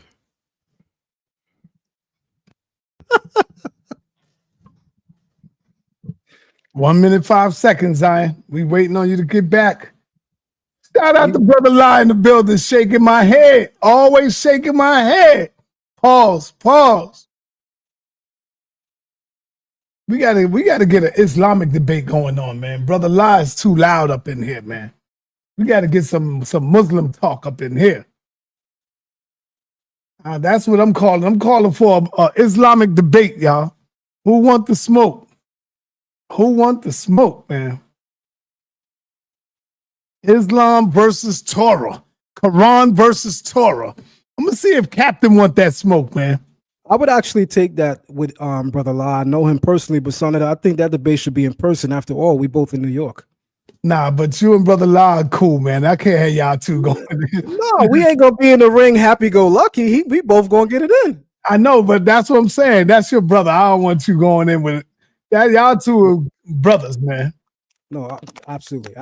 Yeah, I'd rather get Zion, Captain to take that on. If Brother La is willing to get in the ring. Oh, Apollo Bay said, I'll take that debate. But Apollo Bay, you are more. So you ain't representing Islam in the Quran the correct way, brother. I think Brother La will beat you up on that. Or any other Muslim will beat you up on that, brother. You are more. Do it really take that long to try to get a rebuttal response from ChatGPT, Ryan? All right, here you go. Here go Ryan right here. Ryan is back. All right, he's still trying to see the circle. Damn, this internet is killing me. I had no idea when I cut off. I was still saying my argument, so I don't know. Right. You got 1 minute and 5 seconds. Can you or Zion just tell me? I don't worry about it when I left off because I don't want to be redundant on what I said. I'll try to address. I have no idea where I left off. That sucks. It's all good. It's all good. This is just a 3-minute rebuttal. I'll just revisit some of the points. My bad about the internet. Obviously, I wish I could control it, but okay. I got a minute, sir. You got 1 minute and 5 seconds. Okay, I'll get back to it then. Resume. All right. Again, I don't know if I said this or not, so I apologize if I did, but Zion has yet to give us a number of the Israelites that he claimed went on slave ships in the transatlantic slave trade. Zion, that's the most important part of this debate. Was it 1, 10, 20, 1 million, 100,000? Give us an estimate. You have to. You can't just say Israelites went on slave trips and not give us a number. That's the most important part of your thesis. I don't know if you're unaware of that or not, but it is. Again, my sources are the Bible, and I know that God fulfilled these curses because Jesus is the Messiah. And Galatians 3:13 says he redeemed us from the curse of the law.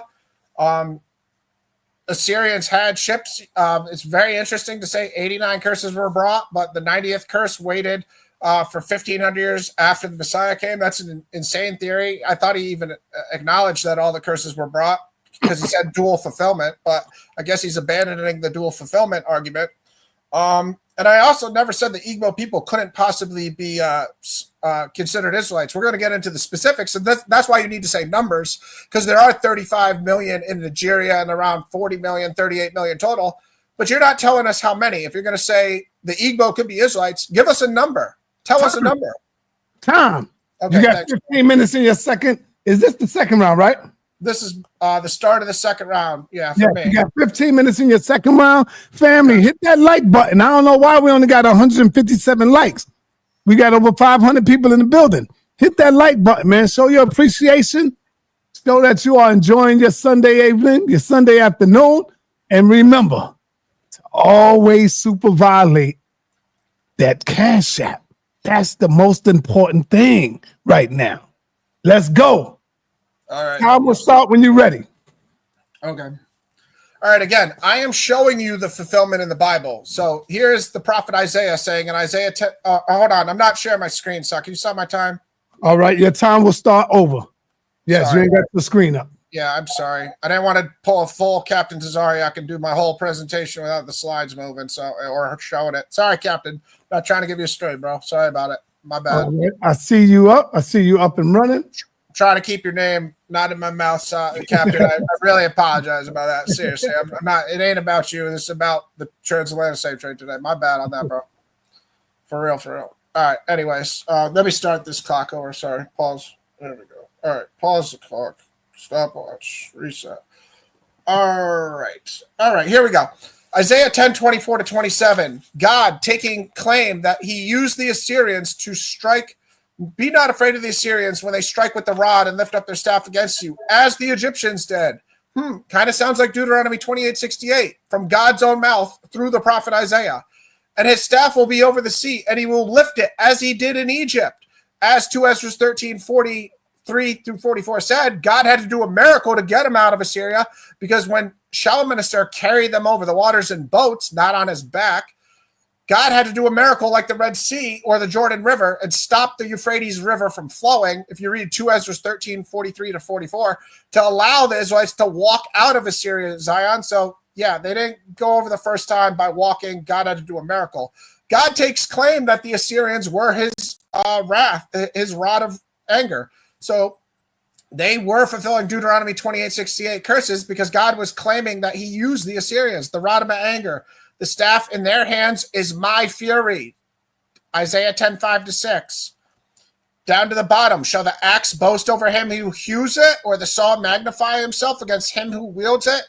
God is saying the Assyrians are only exercising his wrath. Again, what the Deuteronomy 28 curses were God using other nations to punish the Israelites. Jeremiah 11:1-8 is going to disagree with Zion. He's going to tell us that God, on the bottom here in verse 8, brought all the curses. So therefore, I brought upon them all the words of this covenant, which I commanded them to do, but they did not do. Which covenant, Zion? Go up to Jeremiah 11:3. Thus says the Lord, the God of Israel, cursed be the man who does not hear the words of this covenant that I commanded your fathers when I brought them out of the land of the Egypt. When was that covenant given? Oh, it was given to Moses, and he gave it to the children of Israel and their children in the book of Deuteronomy. That's the audience of Deuteronomy 28:68, Zion. God saying that is the covenant. And at the bottom here, verse 8, Zion, Jeremiah thinks, therefore I brought upon them all the words of this covenant.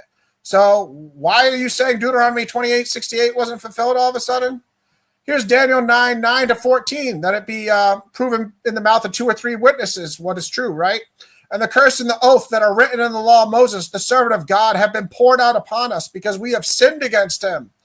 As it is written in the law of Moses, all this calamity has come upon us. Looks like Daniel and Jeremiah think that God brought all the curses. All right. And here's why, as a Christian, it's important to realize all these curses were fulfilled because Christ is our Redeemer. Deuteronomy 21:22-23, as I said, cursed is any man who is hung on a tree. Acts 5:30-32, Peter testifies to that fact that Christ was hung on a tree. The God of our fathers raised Jesus, who you killed by hanging him on a tree. Romans 5:7-11, but God shows his love for us in that while we're still sinners, Christ died for us. Being justified by his blood, how much more will we be saved from the wrath of God? What is the wrath of God, Zion? It's the curses. Okay? We've received reconciliation through Christ. Galatians 3:13-14, again, through the mouth of 2 or 3 witnesses. Peter just said Jesus was hung on a tree. Here's Paul saying it in Galatians also. Christ redeemed us from the curse of the law by becoming a curse. Cursed is everyone who is hanging on a tree. Colossians 2:14, By canceling the record of debt that stood against us with its legal demands, this he set aside, nailing it to the cross. Galatians 4:4-5. But when the fullness of time had come, God sent forth his son, born of a woman, born under the law, to redeem those who were under the law, that they might receive adoption as sons. So I hope that Zion at some point accepts the Messiah truly and knows that the Messiah fulfilled all these things and allowed us reconciliation to God by his blood on the cross, because he took the curse of Deuteronomy by becoming a curse for us. Again, let's pay attention to the verse that we are debating, Zion. I'm very well aware we're debating it. Deuteronomy 28:68. And the Lord will bring you back in ships to Egypt, a journey that I promise you should never make again. And there you shall offer yourselves to sail for your enemies. I want Zion to show us what West African nations or what European nations are the enemies of the Israelites. Not everybody in the slave trade, but the Israelites. I think he's going to have a problem, because I'm going to quote him right here from a show on his channel when he was talking about the Igbo with Shimon Sabrina Samadi, and I apologize if I mispronounced that.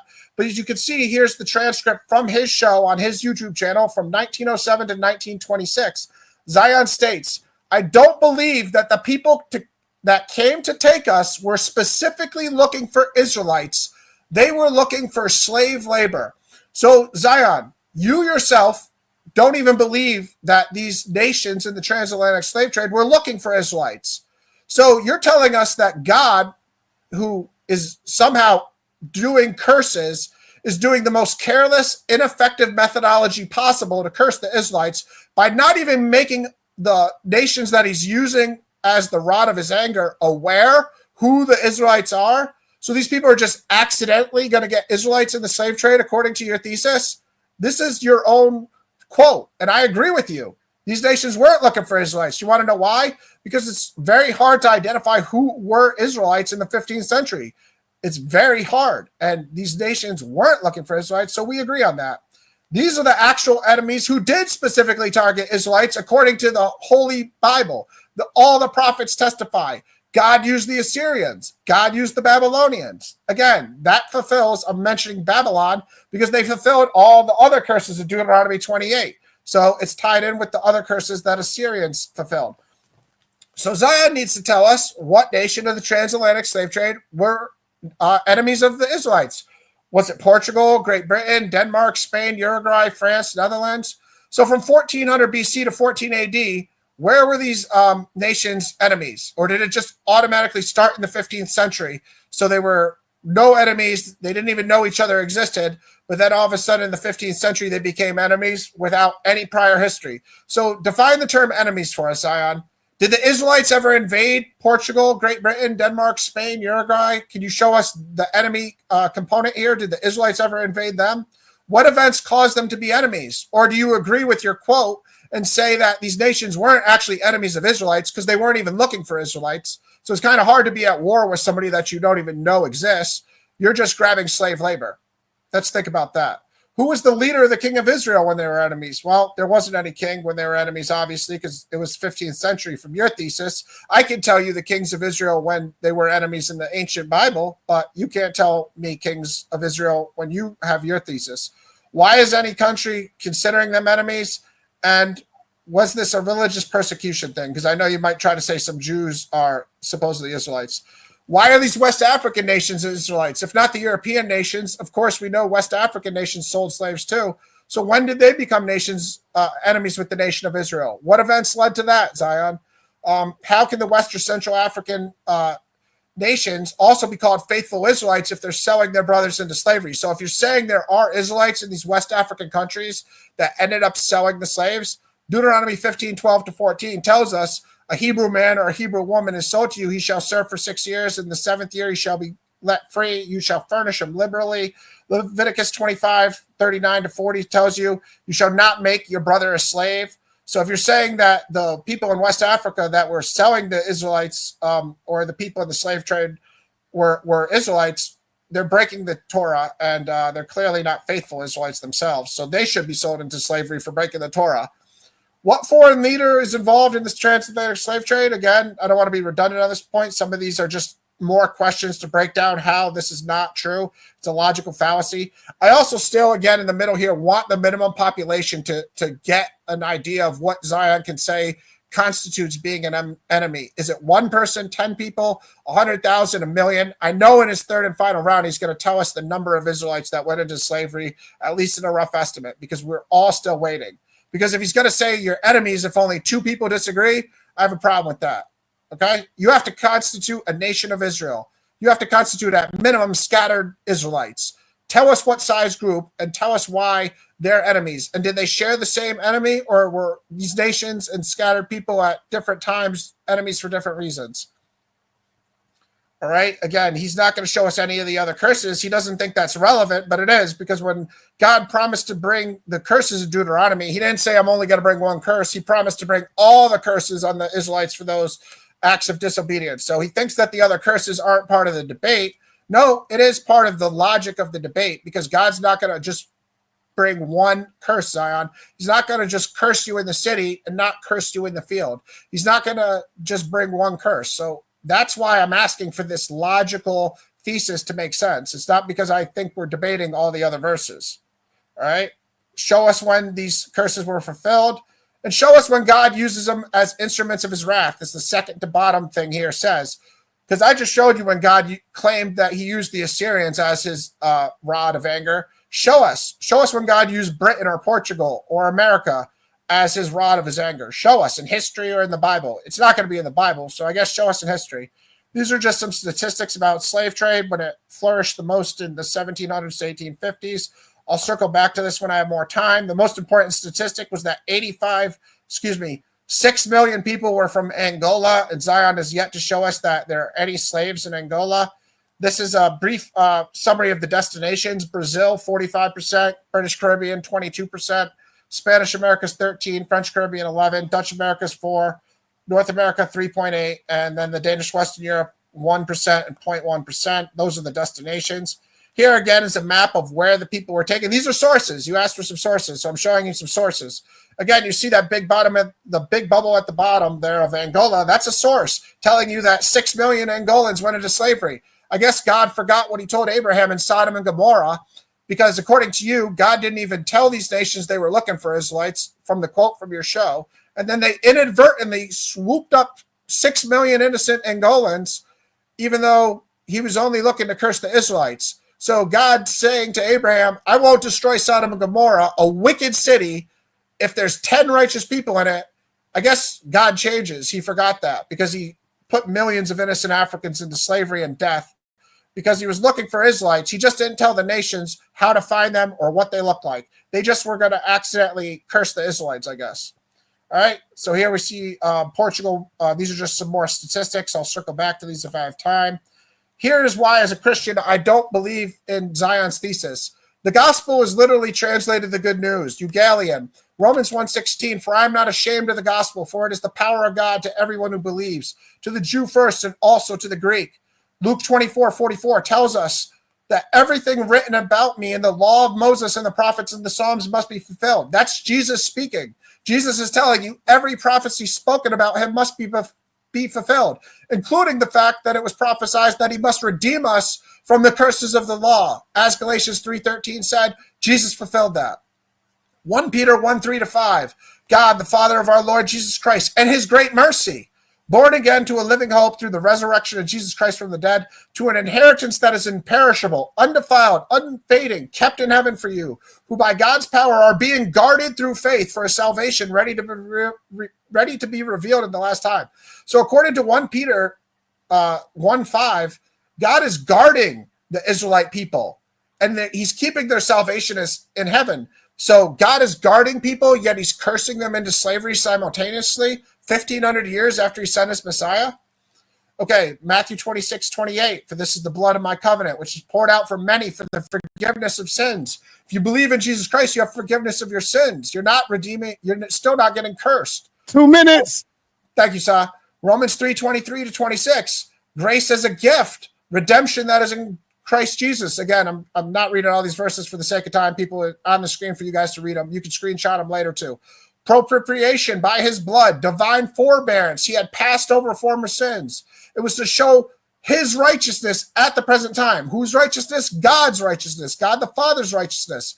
Romans 4:25, who was delivered up for our trespasses and for our justification. You're asking me to show sources, Zion? These are actual Jews. This is the apostle Paul from the tribe of Benjamin, who learned under the high priest Gamaliel. He's testifying to what I'm talking to you about today. These aren't my private interpretations. This is scripture interpretation. Prove it's wrong if I'm reading these verses wrong. Romans 8:3-4. For God has done what the law, weakened by the flesh, could not do by sending his own son, fulfilling the righteous requirement of the law and allowing us to walk in the Spirit. Again, paraphrasing there, Ephesians 5:2, and walk in love as Christ loved us and gave himself up for us, a fragrant offering and sacrifice to God. So Jesus Christ's death on the cross is a fragrant offering and a sacrifice to God. So God just takes this fragrant offering of his own son's blood, which he had prophesied throughout the entire Bible, and he says, oh, nah, that offering's not good enough. I still got to curse a bunch of people and put them in slavery 1,500 years after this event, after I sent my own son to die on a cross from crucifixion, which is called crucifixion because it's excruciating. A fragrant offering and sacrifice to God, Ephesians 5:2. That's what Christ did. He gave himself up for you and me, Zion. Bear that in mind.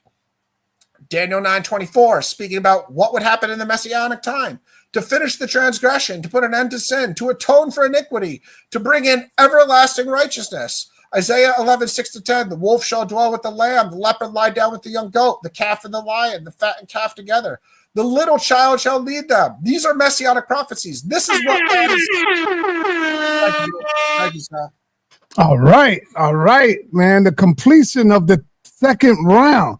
We are now going over to my brother Zion for his 3-minute rebuttal. Brother Zion, the time will start when you're ready, brother.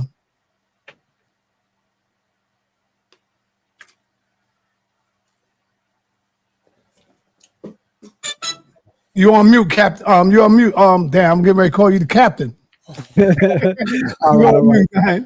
Let me know when I could go, son. Yes, time to start when you're ready. We can go now. All right. This is sad, man. This is really sad. You ain't got no screen up or nothing. No, I don't need no screen for the rebuttal round. No. This far too easy. I had that plan, but this is far too easy. He says the most important part of the debate is me being able to demonstrate the exact numbers of how many slaves were transported. That's what the debate hangs on. With that logic and the kindergarten PowerPoint presentation that he's given so far, it's clear that this dude shouldn't have been in the ring with me. Senator, you called him a heavyweight. This dude is not even light featherweight. Throwing shots at the Zariak while debating me. You struggling with me. Don't worry about the Zariak.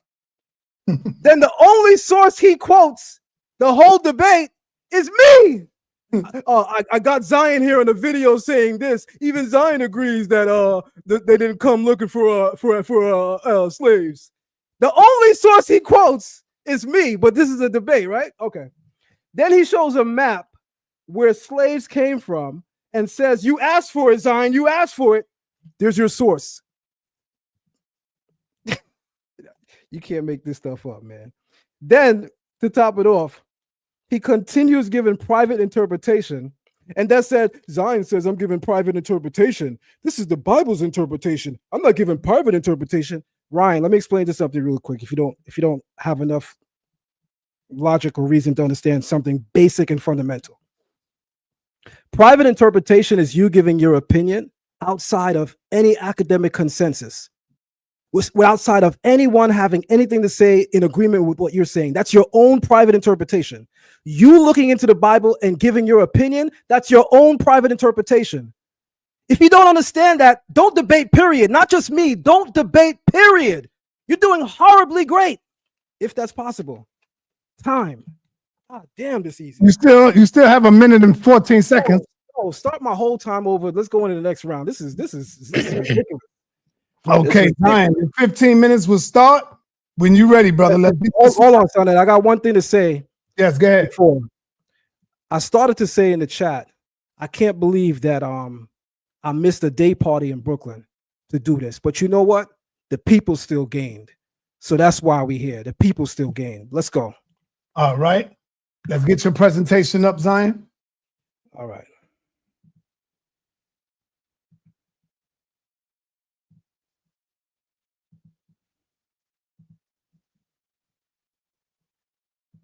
All right, I see it. Your presentation is up. Your PowerPoint is up. Time will start when you're ready, Zion. Okay. He wants to talk about the other curses. So I threw this in there really quick since he wants to talk about some of the other curses. In Deuteronomy 28:50, it describes the nation that the children of Israel will be sent to. It says, the Lord shall bring a nation against thee from afar, from the end of the earth, as swift as the eagle flies. By the way, the symbols on the image is very telling, right? America and the symbol of an eagle. As swift as the eagle flies, a nation whose language you will not understand. A nation of fierce countenance shall not regard the person of the old, nor show favor to the young. So let me bring something to our attention right now. One of the reasons why this debate is significant for this day, today marks the 5-year anniversary of the brutal murder of George Floyd, which occurred on May 25th, 2020. Shout out to our deceased and lost ancestor, George Floyd, and the horrific and brutal murder that he had to undergo through the hands of white supremacy in this country. Also, the Tulsa, Oklahoma massacre was also this month, May 31st. That's the Tulsa massacre was a horrific attack in which a white mob sparked by false claims against a black teen destroyed thriving black communities in Greenwood, known as the Black Wall Street. And then in recent news, at the head of May, we have Shiloh Hendricks, who uses a racial slur at a young black boy at a playground in Rochester, Minnesota. She's since raised $700K in support from white supremacists. Judging this debate, I pretty much want to bet who else put their money in on this. I'm sure you guys could use your brains and figure that out. Having said that, this verse spoke to the country we're coming into, having no respect for the elder, George Floyd, and having no respect for the young. Let's continue.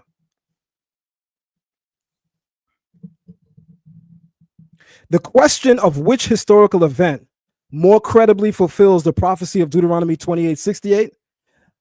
Authoritative sources are not arguing, by the way, for the Assyrian fulfillment. There's no consensus view that Deuteronomy 28 is the Assyrian fulfillment. I actually thought that he would come and give the consensus view. And you know what? From a point of scholarship, it's okay to defer away from the consensus view if a person has enough credible information to introduce a new theory. But this new theory he introduced of a relief from Assyria, showing them transporting logs and wood, as a fulfillment of Deuteronomy 28:68, I think is utterly ridiculous. But I came prepared to debunk the authoritative consensus. So the Roman enslavement of the Jews following the destruction of the Second Temple, or the transatlantic slave trade, which one of these is more credible, is one of immense theological and historical significance. The verse again reads, the Lord will bring you back into Egypt by way of ship, by the way of, I said to you, you shall no more see it again, and there you shall offer yourselves unto your enemies for bondmen and bondwomen, and no man shall buy you. This passage speaks of a return to Egypt, symbolic or literal by ships, a reversal of the Exodus journey, a sale into slavery, and the haunting phrase that no one will purchase the people, implying utter dehumanization. In the Jewish War by Josephus, Book 6, first consider the Roman fulfillment. After the destruction of the Second Temple in 70 Common Era, and again following the Bar Kokhba revolt in 135 Common Era, historical accounts, particularly those of Flavius Josephus, tells us that tens of thousands of Jews were taken into captive. Everyone, please pay attention to this particular slide. It's paramount, it's important, it's key. The consensus among scholarship that disagrees with the transatlantic slave trade as a fulfillment, they posit that this was fulfilled in Rome. And they cite Josephus. They say that Josephus demonstrated that we were sent to Rome by way of ship. I'm not sure if people actually go into Josephus' works, of which I have all of his works. Josephus never mentioned ships. We're going to go into that right now. Some were sent to Rome, others to Egypt, and many were sold into slavery. Josephus specifies the numbers and destinations, but he does not explicitly mention the use of ships. While it is likely, given the geography of Rome, naval capabilities, that captives were transported by sea, that is an inference, not an explicit historical record. Nowhere does Josephus say they were transported by way of ship. He just said that the Romans took them and brought them into Roman provinces. On the other hand, the transatlantic slave trade is uniquely characterized by its reliance on ships. Every aspect of this brutal enterprise depending on maritime transport. Slave ships were meticulously logged, insured, named, and documented. This is an overwhelming volume of direct evidence from European records. port manifests, shipping logs, and first-hand accounts that details the capture and forced movement of millions of Africans by sea. In contrast, the silence of the Roman records on this detail, the transatlantic fulfillment, matches the prophetic language with stunning clarity. So while Josephus does detail the Jewish revolt against Rome and the capture of the Jewish people, including those carried away captive to Roman provinces, he does not specifically mention ships as a mode of transport. He describes the capture and subjugation of individual and groups, but the method of transporting them to different provinces is not explicitly stated as being by sea or ships. Furthermore, the identity of the people must be considered. The Jews of Roman Judea were undeniably Israelites. Their capture, sale, and exile are a matter of historical fact. However, recent scholarship, we're always supposed to be in the updated scholarship, right? Why is Rayan using outdated thinking? I can't even say sources because he didn't present a source. Their capture, sale, and exile are a matter of historical fact. However, recent scholarship, oral traditions, and cultural practices point to a substantial Israelite heritage among the West African peoples, particularly among the Igbo, many of whom were targeted during the transatlantic slave trade. These communities practiced circumcision, observed dietary laws, etc. The theological implications deepen this perspective. The Roman exile was largely regional, primarily affecting Judea and surrounding lands. In contrast, the transatlantic slave trade scattered Israelites across the four corners of the earth: North America, South America, the Caribbean, and beyond. We wound up in the UK, Canada. From there, migrated to other regions, Germany, other parts of Europe, fulfilling broader prophecies in the Torah about exile and diaspora. Furthermore, the trauma of being renamed, losing culture, and Torah knowledge fits the pattern of curses described in Deuteronomy more completely than the Roman example, and I guess I can now add even the Assyrian example. If Rayan's supposed theory of showing a relief of Assyrians transporting wood and logs, we're supposed to believe that's a fulfillment of the transatlantic slave trade. If that's true, it still didn't do what Deuteronomy 28 says with regard to the curses. It did not strip us of our identity. Our people still knew who they were. It did not strip us of our religion or our culture. We were still practicing it. It did not strip us of our language. We were still speaking Hebrew. That means, Rayan, in order for your theory to be correct, then the fulfillment you're speaking of must strip us of all of those elements necessary to completely remove us from our language, our culture, our identity, our God, none of which is seen in the Assyrian fulfillment. This is a joke. This is y'all king? This the guy y'all telling me beat people up in HOK, and this is who y'all brought me? This is y'all king?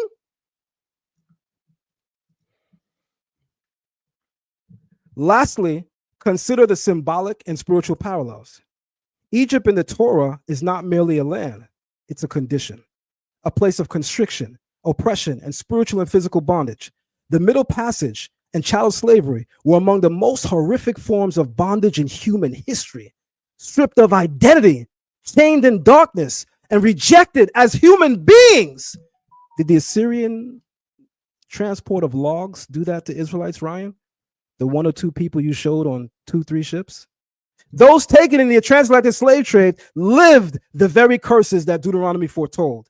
In conclusion, while Rome's enslavement of the Jews was devastating and certainly fits the aspects of the Deuteronomy curses, it is the transatlantic slave trade that fulfills the specific language of Deuteronomy 68 most completely. It matches the criteria of maritime transport, mass enslavement.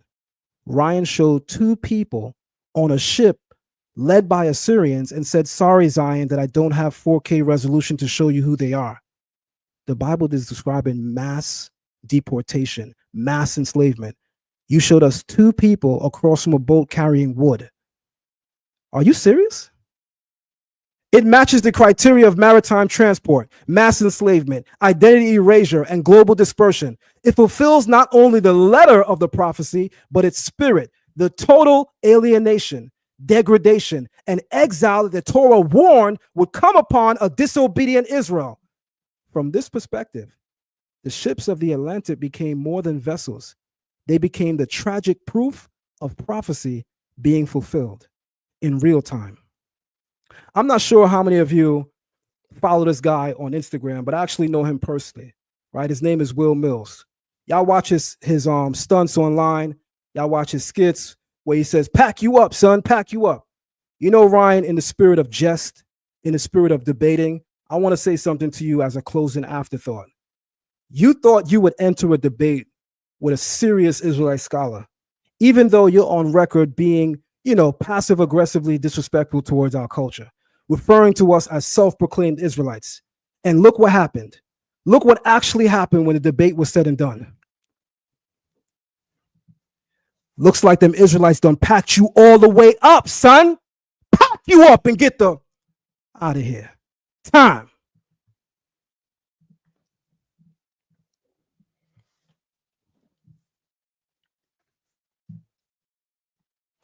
Zion, you still got a full. I don't need that. I don't need that. Sure you don't want to go over anything? Time.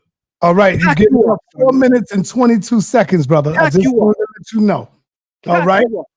All right. Ryan went out just in time before he gets started. Okay. Let me move on over to Ryan's time. The nerve of you. Pack you up, son. The nerve of you. Yeah, Ryan froze. Ryan will be back in a minute, y'all. He'll be back. This is where the Israelites say the Most High done stopped him. This ain't him or the Obama phone. The Most High working. With a bomb, sa.neter. Insert Mortal Kombat. Fatality. Pack you all the way up. I don't want to give no bombs to nobody because I don't want to influence the people. This is No between. problem. No problem. You know what I'm saying? I'm just having fun. That's all. Yeah, I know. Ryan, you got 3 minutes in your rebuttal before you get to your last and final round. After your round, y'all will have, and it's up to y'all if y'all agree, you would have 10 minutes to question each other. Sure. Is that cool with y'all? Is that cool with you, Zion? Repeat that last part. You will have 10 minutes to question Ryan. Ryan will have 10 minutes to question you. 5 and 5? No, 10 and 10. Nah, I'm not doing all that. All right, that's too long. Already it's been a huge waste of time. Right, so I'll explain. Our rebuttal round is shorter than that. That doesn't make sense. If that's the case, our rebuttal round should have been longer. I think 5 and 5 is enough. Okay, that's 5 and 5 is cool. That's why I'm asking y'all. Sure. You're going to find out that 5 minutes is going to go by like that. Trust me when I tell y'all. Well, because I went first, Ryan goes first. Yes. All right, Ryan, this is your 3 minutes rebuttal. Time will start when you're ready. Do you want to show your slides? Oh, yeah, I thought I was sharing already. All right. No, not yet. Now you're sharing. You have it? Yep. Time will start when you start talking. All right. Well, I guess Zion, I was going to say he still hasn't given us a number yet in 54 minutes, but he yielded 4 minutes of his time. So I guess in 50 minutes, he still hasn't given us a number of how many Israelites were supposedly in the transatlantic slave trade. He acts like I asked for a factual exact number. No, I didn't. I said, just give us an estimate. It can be an estimate, Zion. You know what an estimate is. You haven't given us a number in 50 minutes of this debate. It's one of the most important concepts of the debate. How many Israelites went into slavery? There were 12.5 million people in the transatlantic slave trade. So was it one Israelite or was it a million or 12 million? Because I show you 6 million people in Angola. I thought that was going to be part of the argument. In the beginning presentation, you showed there were Israelites in certain areas. I thought you were going to get into numbers because they kind of matter. Okay. Zion keeps mentioning that all I've done is shown boats of Assyrians putting people into slavery and then moving logs. Yeah, let me use some pragmatic logic for you, Zion. If they can move trees, if I have pictures of them moving trees, they can put human beings on those boats too, Zion. They can put gold, they can put cattle, they can put cattle's a little rough. They'll probably have to drag that, but they have 2-tier boats. Go Google Assyrian warships, everybody. See if they had big boats. It's just like any other wartime boat. They're huge. Again, Zion can't put 2 and 2 together. I guess that if you can transfer trees, you can transfer slaves, even though I'm showing you a relief of them transferring slaves. And the Assyrians were known for their brutality of having slaves. So I don't know why he doesn't think Deuteronomy 28:68 was fulfilled when God literally told you he used the Assyrians as the rod of his anger. Again, the most important thing here is a Christian. John 1:16-17. For from his fullness we have all received grace upon grace. For the law was given through Moses, grace and truth came through Jesus Christ. The law and the prophets were until John. The good news of the kingdom of God is preached. Okay? 2 Peter 3:7. Heavens and earth now exist, are stored up for fire. We know that Christ came on the bottom here to cast a fire on earth, that it would already be kindled. I have a baptism to be baptized with, and how great is my distress until it is accomplished. Zion started appealing to George Floyd on the debate about who the biblical Israelites are in Deuteronomy 28:68. I don't know, Zion. I think you're just getting off your square a little bit. I apologize if I said anything personal to offend you, to put you in that position, but you're better than that. Eagle flying is mentioned about Assyria and Babylon, both, and all sorts of nations. To try to tie the eagle into America is again, low level scholarship. You're better than that. I don't know what the Josephus thing was. I'm trying to rebuttal what you said. The Bible is a source. If you're an Israelite, it gives the most in-depth Israelite history on earth. There's no other book that will tell you the history of the kings of Israel, the people of Israel, and the prophets of Israel better than the Bible. So for you to keep saying the Bible's not a source, well, then where do you learn about Israelites? Do you go to Josephus? Do you go to these famous Jewish teachers in the Middle Ages? Time. All right. You got 15 minutes in your last and final round. Okay, let me reset my time here and just get a quick drink of water. All right. You start yelling and stuff. You lose your voice in these things. Time will start when you start talking. All right, bear with me. All right, go. All right, so this is a group of people that I thought we were going to get in depth about. This is the Igbo people, and watching Zion's channel, he'll tell you these are the people that he views as the most likely Israelites. And again, we need numbers. The population in Nigeria is around 30. All right, let me stop his time. 35 million, 38. Oh, man. I'll stop your time. Time resume. Are you ready? Yeah. You have 14 minutes and 44 seconds. You just lost a few. Sorry about that. All right. Again, this is the Igbo.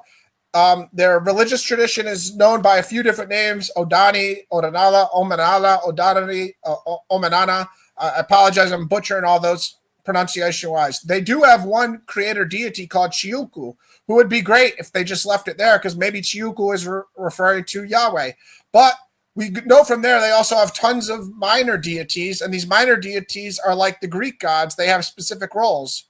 What do I mean by that? Well, I'm going to get into that. They're called Alusi and Arusi, and again, I'm butchering pronunciations here. But you see, they also believe in the Igbo culture in Nigeria about voodoo, Obia, Santeria, which voodoo and Santeria I know are borderline witchcraft, according to my beliefs. I'm sure people could sugarcoat it and try to clean it up. It's not something a Jew or a Christian should be practicing. So if there are Israelites amongst the Igbo, why is voodoo, Santeria, and all these other traditional African beliefs within their culture? Probably because not all the Igbo are Israelites. Maybe they're ethnic Israelites, or maybe they're not. Maybe they're practicing Jews. Maybe they're not. Maybe they're Christians. Some of them are Christians nowadays. There's also ancestor veneration. They wear masks. They believe the masks are visible and invisible. You'll see amongst the Igbo a ton of traditional African spirituality. Okay? Alusi, like I said, are the minor deities. They're worshipped in the Odanani, which is also synonymous with Omanana. And that's Zion can tell us Omanana is different, but he hasn't had enough time to do so in this debate. They also possibly believe in reincarnation, and they believe that people could be reincarnated within their own families. Their Igbo calendar only has 4 days in a week. So how are they, the Israelites, keeping the weekly Sabbath when their own calendar doesn't even have 7 days in a week? It only has 4 days in a week. Minor deities, like I just said, they're not just leaving at Chiuku, the creator god. They have minor deities like Allah, earth goddess of fertility, Abadioa, thunder and lightning god, sun god, Anawaya, trickster god, and Wensu. Ikenga are horn god and they're personal gods. So they're literally breaking God's commandment about making idols and having a piece of wood or stone be your god.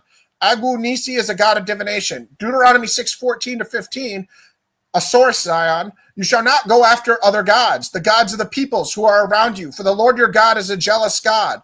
Okay, so the Igbo people are an amalgamation of different religions, African spirituality.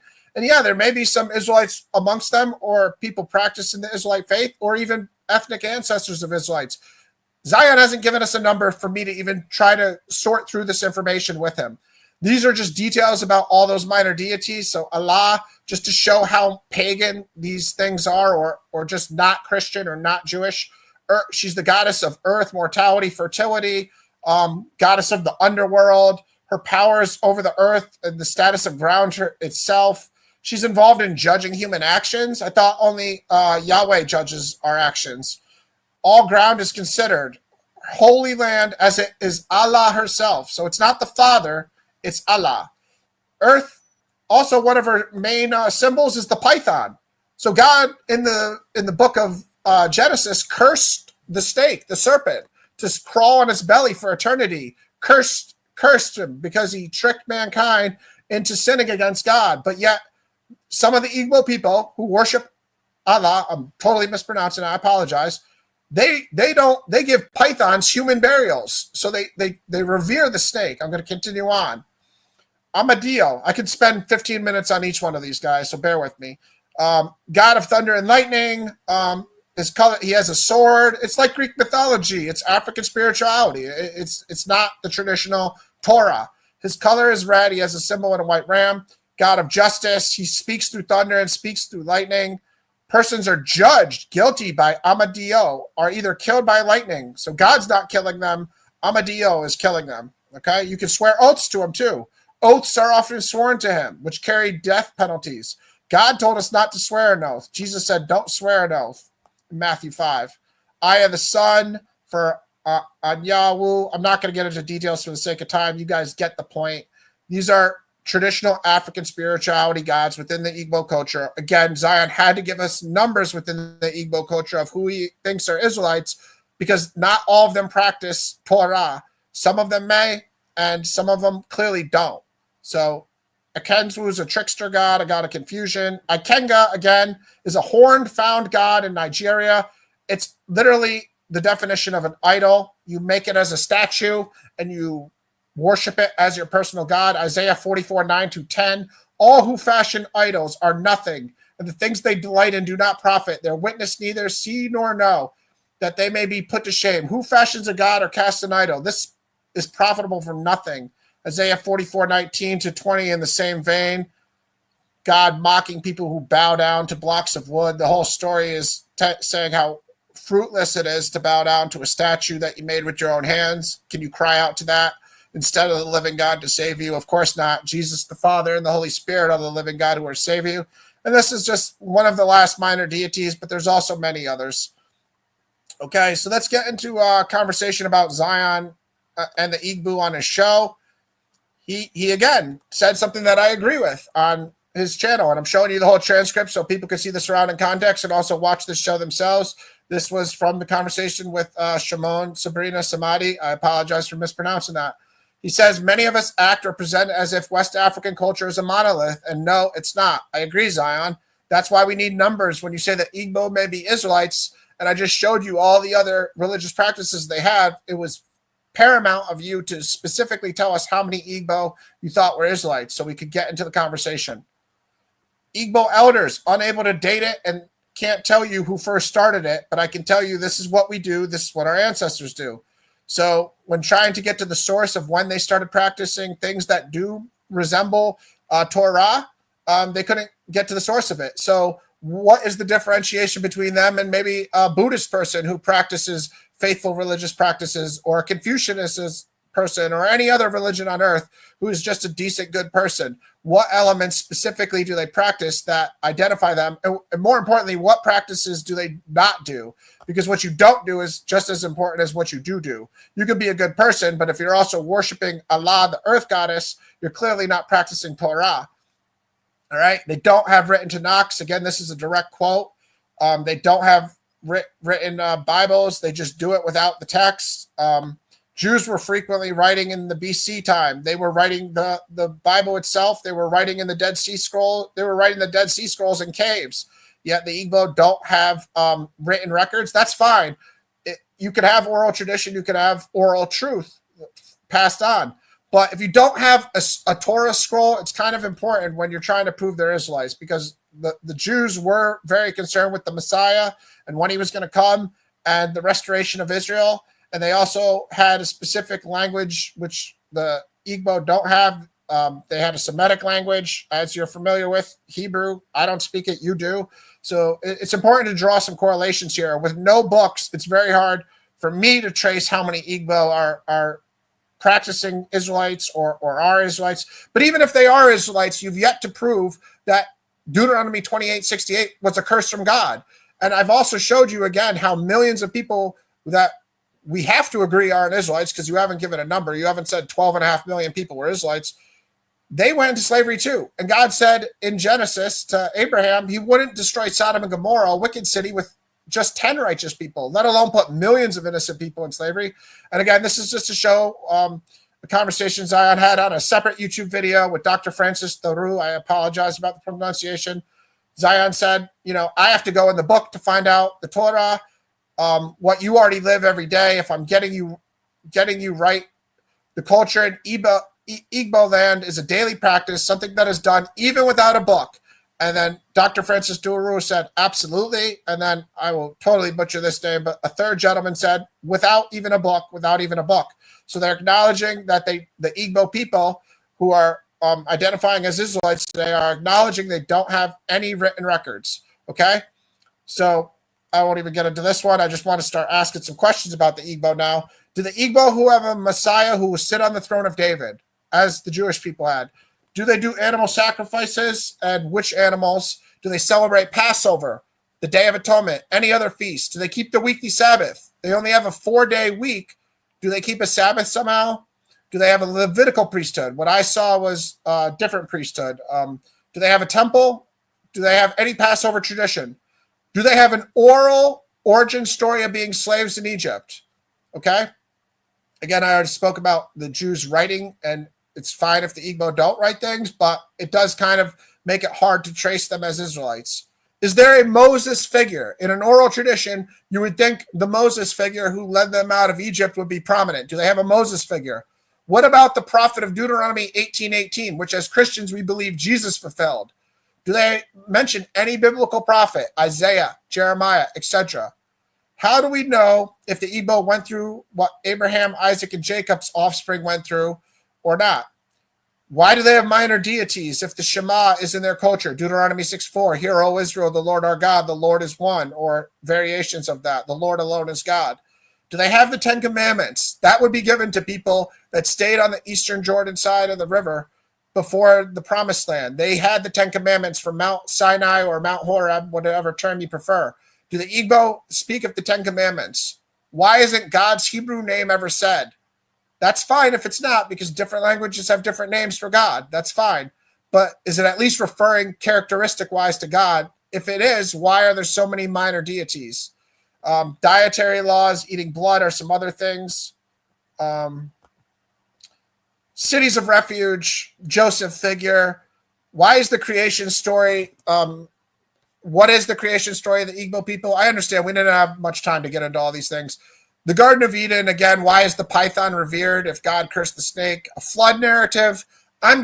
All these questions were for me out of my own intellectual curiosity to try to trace how the Igbo correlate to Israelites, and then to get into specific numbers, asking about mana, so on and so forth. Again, for time reasons, we didn't have time to get into all this stuff. But I want to go back to my very first slide that I said was very paramount in this. Israel sinned. They rebelled against God, and the curses were direct results when they sinned against God. God's way of redemption to save the scattered Israelites that were scattered to the four corners of the world was to send his Messiah. I could show many messianic prophecies in Isaiah and everywhere else that Jesus, I have them in this presentation, I just don't have time to show them all. God's redemption was to send his Messiah. So Zion hasn't even told us if he believes Jesus was the Messiah. So that's a big problem in our understanding of why he thinks these curses are still occurring. Because if you think the Messiah came, again, you have a big problem, because Galatians 3:13 tells us that Christ redeemed us from the curse of the law. But again, Zion hasn't shown us what sins occurred in the 15th century for God to send these curses. Zion hasn't told us why God killed millions of innocent people if he wouldn't kill 10 people in Sodom and Gomorrah. The lack of numbers is astounding to me. I can't believe he went 50 minutes and didn't even throw out an estimate of, 10 Israelites or 20 or million or whatever, his own estimate. I understand neither of us can get that information because it's not available, but it's his thesis. So he's the one with the thesis that has to come up with an estimate. He's the scholar that has to make this something that we could Google one day, because you can't Google it right now and get a estimate, because no scholar's done it. So Zion, you're supposed to be that scholar. You're supposed to give it to us. Again, lastly, for him to act like the Bible is not a source is astounding to me. There's no other book that tells the history of Israel, the truth of God, more than the Bible. So I think that was just a tactic that I don't even know why he would do it if he reveres God as I do and looks at God in the same way, because God's holy word is the most authoritative source on the planet. And for me, Zion, I don't need to go past Jesus Christ to talk about if these curses were fulfilled or not. 1 minute. 1 minute. Thank you, Sa. So I really didn't need to get into other sources, but I did show you reliefs of the ancient Assyrians having the capacity to fulfill Deuteronomy 28:68. I have given information about the transatlantic slave trade. I have showed you where the Kabar River was, which the book of 2 Kings tells you is where the Israelites were taken by King Shalmaneser and also his father Tiglath-Pileser. You see the river goes on.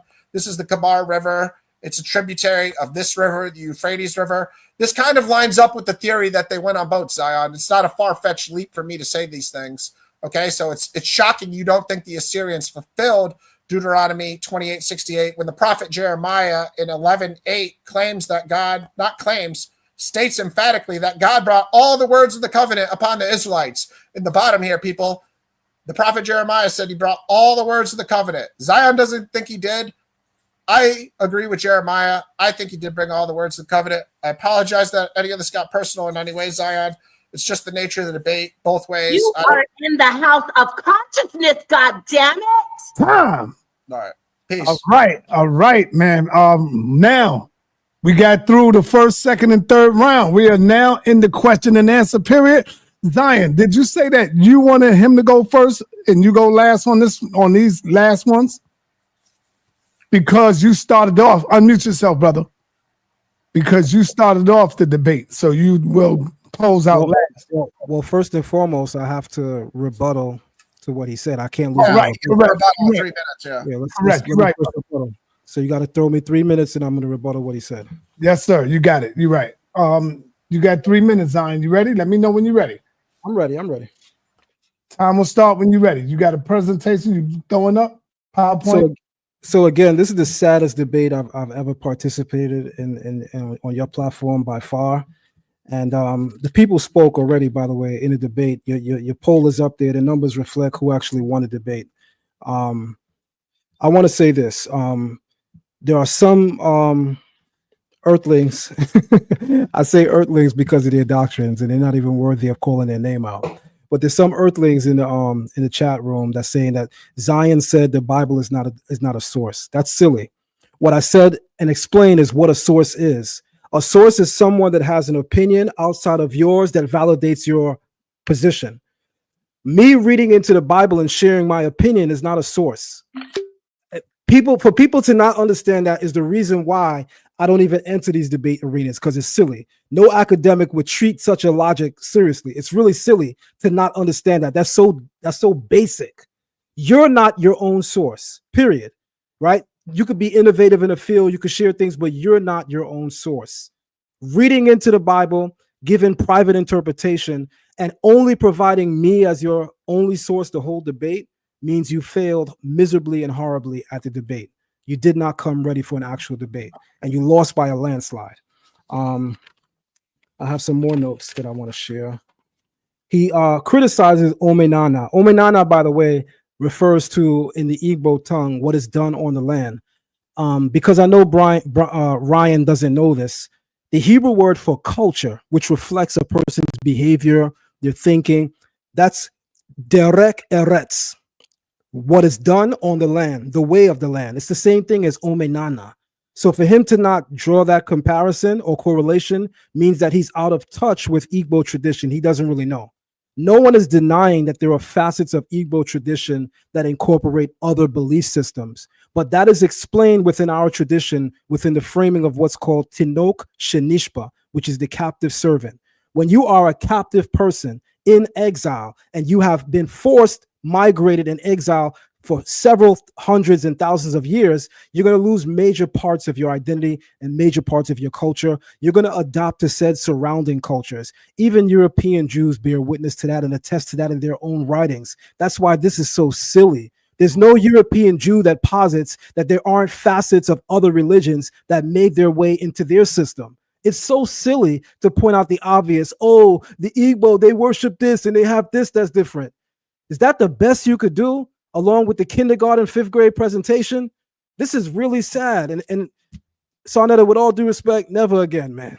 I personally will never again. Not unless it's somebody like a Jabari. Never again. This is ridiculous. And now, what you were saying, sa.neter. Tom. This is the toughest environment to be in, and we're busting piñatas. All right. Now we are in Naphtali. Just be patient. I got somebody for you. I got a powerful sister for you, Naphtali. Her name is Honey. So you just be patient, Naphtali. All right. We are in the 5-minute question and answer. Zion, you're supposed to be going last because you started off. Yeah. Yes, I'm going to go last and he's going to go first. Yes.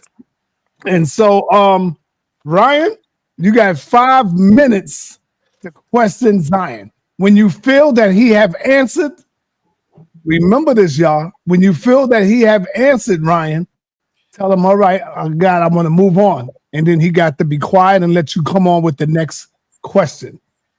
Sorry to interrupt you. Is there a minimum or maximum amount of questions we're going to do in this time frame? If you can get whatever you can get out in 5 minutes. Yeah, I just don't want to interrupt any of his answers. So how long is our maximum response time? Here it is. Let me say it again. When you feel that you have got a good enough answer from him, you can move on. Because remember, you got 5 minutes. It's your time. Yeah. You don't want him to go too long and waste your time. All you got to do is say, good, I'm good. And then ask the second question. He's going to have to stop. Same with Zion. Zion will ask you questions within 5 minutes. And if Zion feel that he had enough of hearing you, he can move on to his next question and you got to stop. Are you ready? Yeah, sure.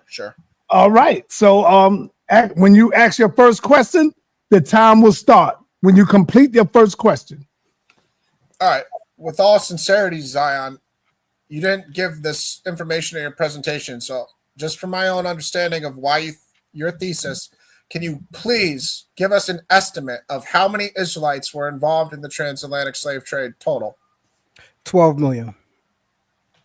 Interesting. So you think within this debate, you proved decisively that every person that went on a slave trip was an Israelite? I don't hold that position, nor have I ever stated it. I never said that every... Can I answer? I mean, how does this work? sa.neter, you could put it back on the regular screen, please, because I also need to see. Thank you. So I am allowed to answer. You're not just going to cut me off with 4 words in, right? Yeah, go ahead. All right, thank you. So as the numbers reflect statistically, there were 12 million captured enslaved Africans brought to the shores of North, South America, and the Caribbeans. Many of them didn't even make it past the Middle Passage. That's the response. Then your question is? Okay, I'm fine with that answer. I asked you my first question, how many of the 12 million were Israelites, and you said all of them. Did you not? No, I never said all of them were Israelites. I even said nowhere did I ever posit the position that everyone that boarded the boat must be an Israelite. I never said that. Even in the source, which is me that you quoted, I said that right there. I said, I'm not the Israelite that believes that this is a monolith, that the culture is a monolith, or that all Israelites were captured. I never said that. There's no video you could pull that in. There's no source material. I don't believe that. I do believe that a great majority of the people that came through were Israelites. I don't believe everybody on the ship. was an Israelite. All right, maybe I misheard your answer to my first question when I said how many of the 12.5 million. Anyways, the next question would be, like you just said in your own quote, you said, I don't believe the people in the transatlantic slave trade were intentionally looking for Israelites. They were looking for slave labor. That's a verbatim quote from you. Absolutely. How would God orchestrate his curses in such a negligent or inefficient manner? Why would you think God would not even have these slave traders looking for Israelites? Okay, so that's a very silly question, and here's my answer.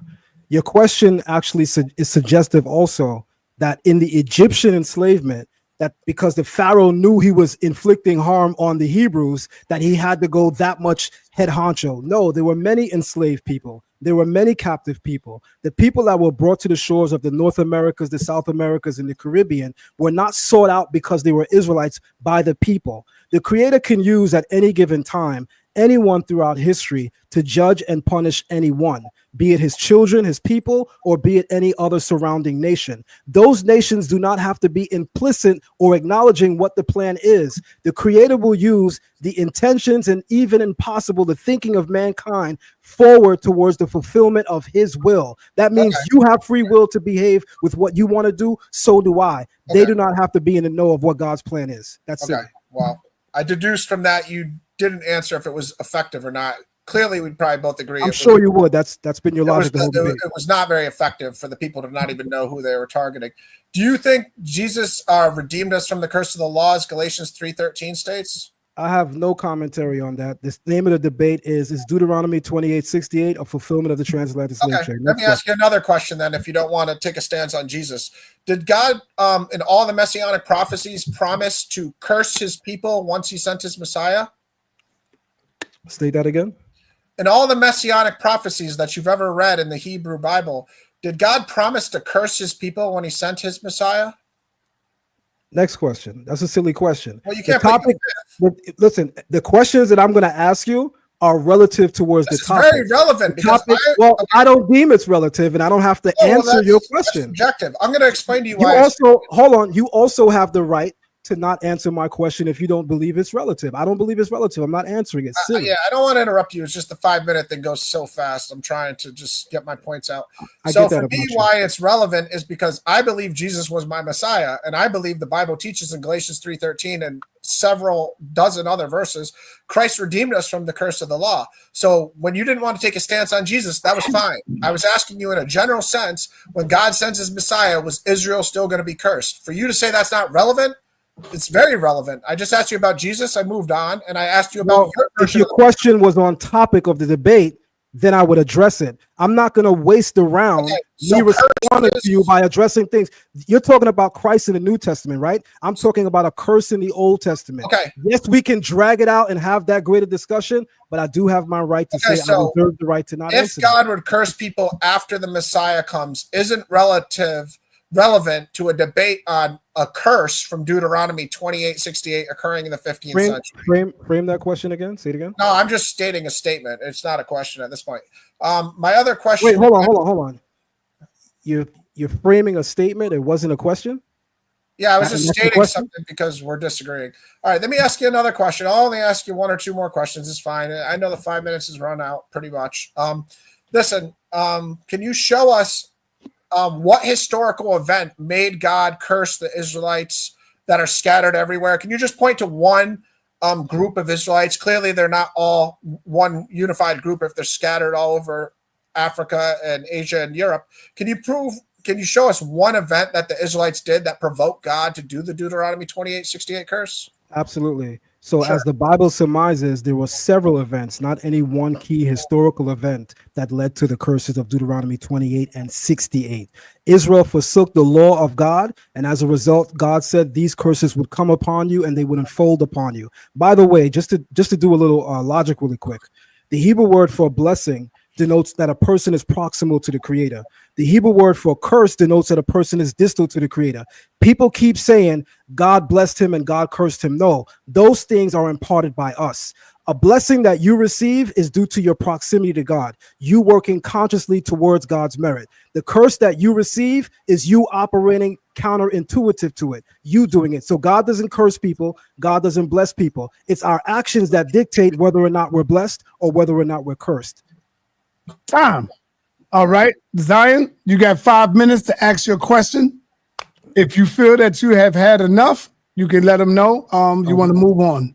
Absolutely. All right, Ryan, on you now. The time will start when you complete your question. all right, Ryan, throughout the debate, I named over 12 sources that were outside of my opinion to validate my points. Can you give me at least 5 sources in history that validate that the Assyrian captivity is the fulfillment of Deuteronomy 28:68? Yeah, I don't know if you're aware of it, but the book of Hosea is a source. The book of Isaiah is a source. The book of Jeremiah is a source, and the book of Daniel is a source. And for a fifth one, let me think. The book of Kings and the book of Chronicles. All right, so I'm done with that. Okay, come on, move on. Your time running. So as my response to that, clearly he doesn't have a source, because my question is, can you list 5 sources outside of your opinion, of which you're giving me your opinion on what the Bible says? I said outside of your opinion that validates that the Assyrian. So apparently you also don't listen well. Second question, still on sources. Can you explain to me what a source is in an academic debate? Yeah, a source is an ancient writing, which the Bible is composed of 66 different ancient writings. That's why when the Dead Sea Scrolls were found, they were treated as academic sources, and they kept serious caution to not destroy. No, I'm done. Okay, sure. Clearly he doesn't know what a source is. He begins by saying a source is an ancient writing. That's the source. Right. That's why I said this is silly, and I missed the whole day party for it, but the people are learning. Next question, and I'm going to cut my time too, because I don't need that much time for this guy. I believe I'm on my third question. So Ryan, you said that on your channel you don't talk about Hebrew Israelites alone. Could you tell me the name of your channel? Rayan Apologetics 747. But look at my live videos. All right, so stop there. I'm satisfied with that. So I'm going to call you a liar, because you said earlier that if I look at your video from 2 years ago, I can see that you talk about other things and other topics. Everyone can go to Rayan Apologetics 147 right now and literally see every single video on his channel is about Hebrew Israelites. So now I can actually call you a liar. So fourth question. This is interesting. Fourth question. When it comes to Deuteronomy 28:68, have you ever looked at it in its original language, either studying with a scholar that understands the language, or whether or not studying from a point of view of you yourself knowing the language? And I'll frame first and foremost before you answer why I believe that's important. A lot of things become lost in translation. You said that you're a student of both Old and New Testament. I'm assuming, and I could be wrong, that you perhaps have went into Greek translations to look at how to understand certain things presented in the New Testament. And if not you yourself, you may have relied on scholars. Can you name for me 3 scholars that you've actually looked at for the Hebrew interpretation of what's written? And why that's important? Clearly it's a Hebrew text. So can you give me 3 scholars that you looked at that gave you an enhanced understanding of what Deuteronomy 28:68 says? I don't speak Hebrew. You must win the debate because you speak Hebrew, I guess. No, that's fine. You don't. That's why I'm asking if you looked at somebody else. I use the interlinear like any diligent Bible student would. I've looked at Deuteronomy 28:68. I agree with your stance that Egypt is referring to bondage, because I interpret that from the book of Hosea and also Isaiah. I don't have 3 random Jewish famous teachers. I don't use the term. Well, they don't have to be Jewish. Anybody that knows Hebrew, anyone. I'm just saying those are your sources usually. Okay, so I'm done. So I'm done. I'm done with my questioning. I'm done with his responses. Okay, I'm done. And so now here we are on the closing of the debate.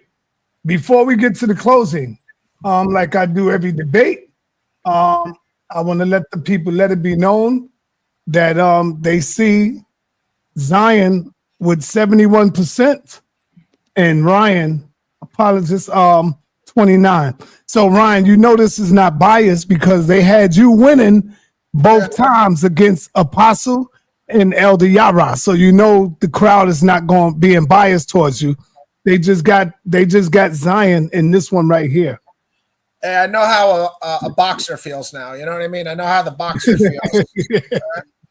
All right, Absolutely. Ryan, you got 5 minutes in your closing remarks. Hopefully you can make up some ground. Who knows? Let's go.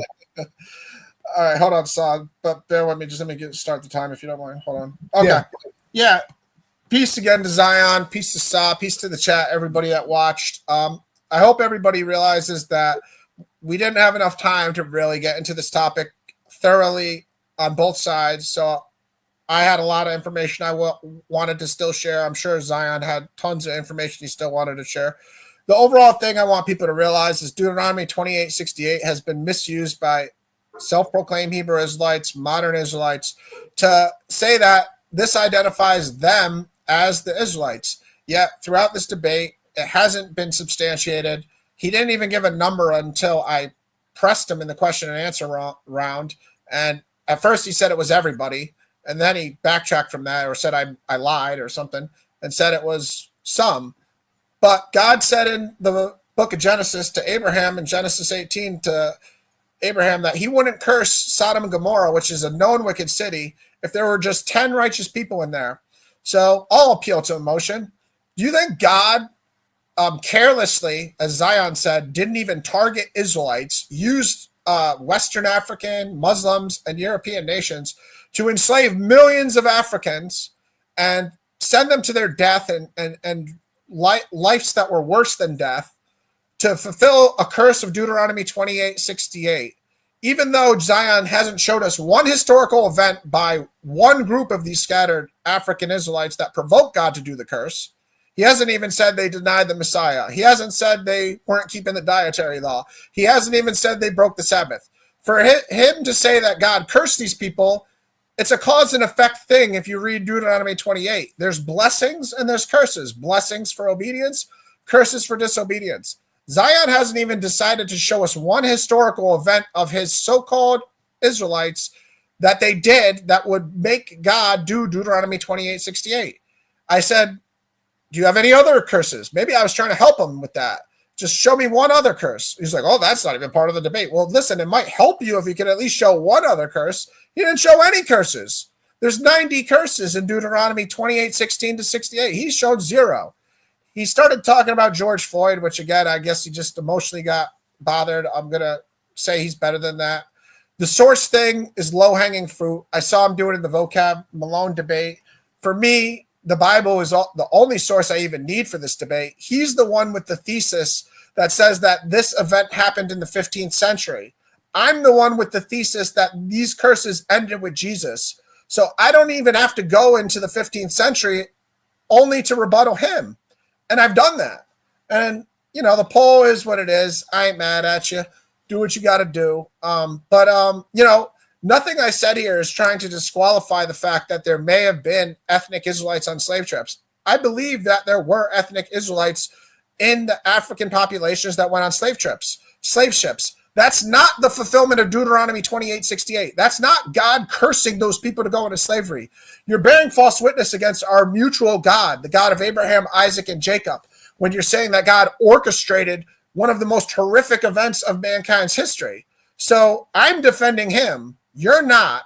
You're saying that God did do these things. God carelessly and ineffectively sent the European nations, according to your own verbatim quote, that I don't think these people were looking for Israelites. They were looking for slave labor. And that's the character of God you're presenting to people. So who's the apologist? Who's representing the Hebrew Bible better? I don't know. People can decide. Overall, I did this debate because I wanted people to stop misusing this verse to tell people that they're not Israelites or they are Israelites based upon this faulty methodology that we clearly see has no pragmatic timeline or just basic history behind it to support it.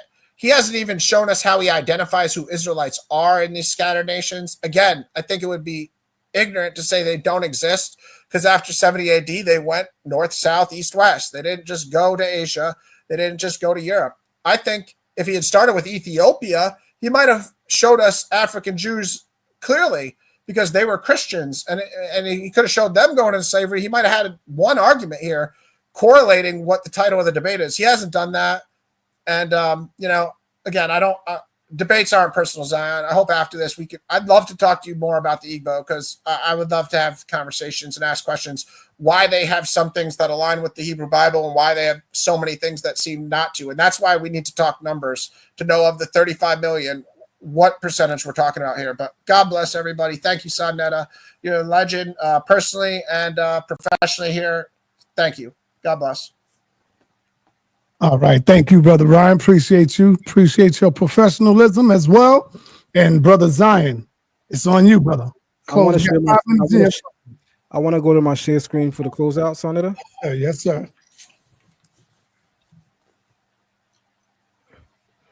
All right. So thank you, sa.neter, for allowing this debate to happen. I really do appreciate it. Also, thank you, Ryan. Ryan, when we spoke last week, I think it was either Tuesday or Wednesday, I told you that, we're gonna go hard during the debate, but after it's nothing. I don't have a personal issue with you. I'm not doing any follow-up video to talk bad about you personally. It's just information. But as a light debate jest, I will certainly say I don't like the tone that you use when you continually refer to us as self-proclaimed Hebrew Israelites. To me, it comes across very disparaging. It comes across mildly disrespectful. This whole passive-aggressive thing that you seemingly do. I don't like it. And as a result, I wanted to make sure that I hit you with some serious headshots, of which the poll is very telling of you receiving that. The irony, as I stated earlier, with all that you said, you came in here with the intention of undoing Hebrew Israelite doctrine. Instead, you actually just showed that you're not credible to have this discussion with anyone until you go into more education yourself. You don't even understand what a source is. You said Zion has a problem quoting the Bible. No, I don't have a problem quoting the Bible. But even when you quote the Bible, and I mean this in a very genuine way, even when you quote the Bible, show a source outside of yourself that holds the same position. That's what a source is. You're not the source. If you don't understand that, not only are you not fit to debate me, you're not fit to debate, period. And that's all I have to say. And as I close, I say, in the words of my homie, Will Mills, you talking about them self-proclaimed Hebrew Israelites? Looks like them Israelites done packed you all the way up, son. I'm done.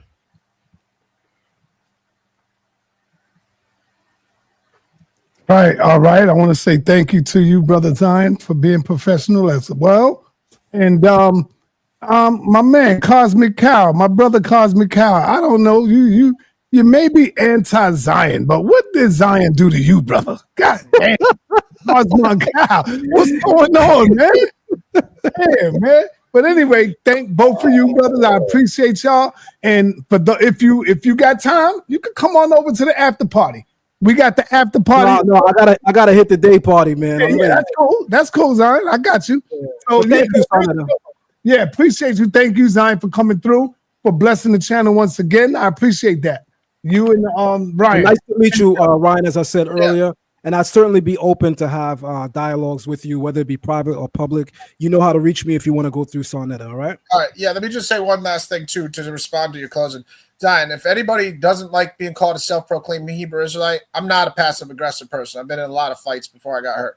I'm a direct person. I'll just call you a modern Israelite. I'll call you whatever title you want. For me to present the information and say these are Israelites within a debate or within information I'm sharing would be me saying something that I need to substantiate with evidence. So self-proclaimed is just a way of presenting the information. It's not to disrespect you personally.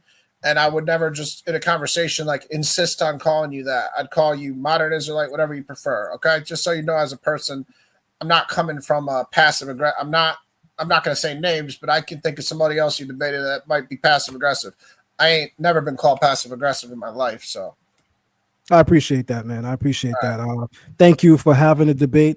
Hopefully this will be a debate that people will look at, study, and glean something for. sa.neter, next time you call me, I would love to actually have another sit down with good brother Jabari. But I think, man, with all the conversations we had, we need to bring it back to old school sa.neter. People need to be in the same room again. All right. Thank you. Once again, thank you, brother Zion and Ryan. It is no secret that you don't like vocab Malone. You read between the lines there, man? Maybe, right. Maybe I could get something going. Y'all can handle it in the ring. You know the irony of that sound? That was passive aggressive, right? Sort of, but it was me trying to be respectful at the same time. You know what I mean? Right. So then I think that would be a good one with two apologists in the ring. All right, Zion, you can roll out. You ain't got to stay for that. But family, we already got the after party show going on. The link is in the chat.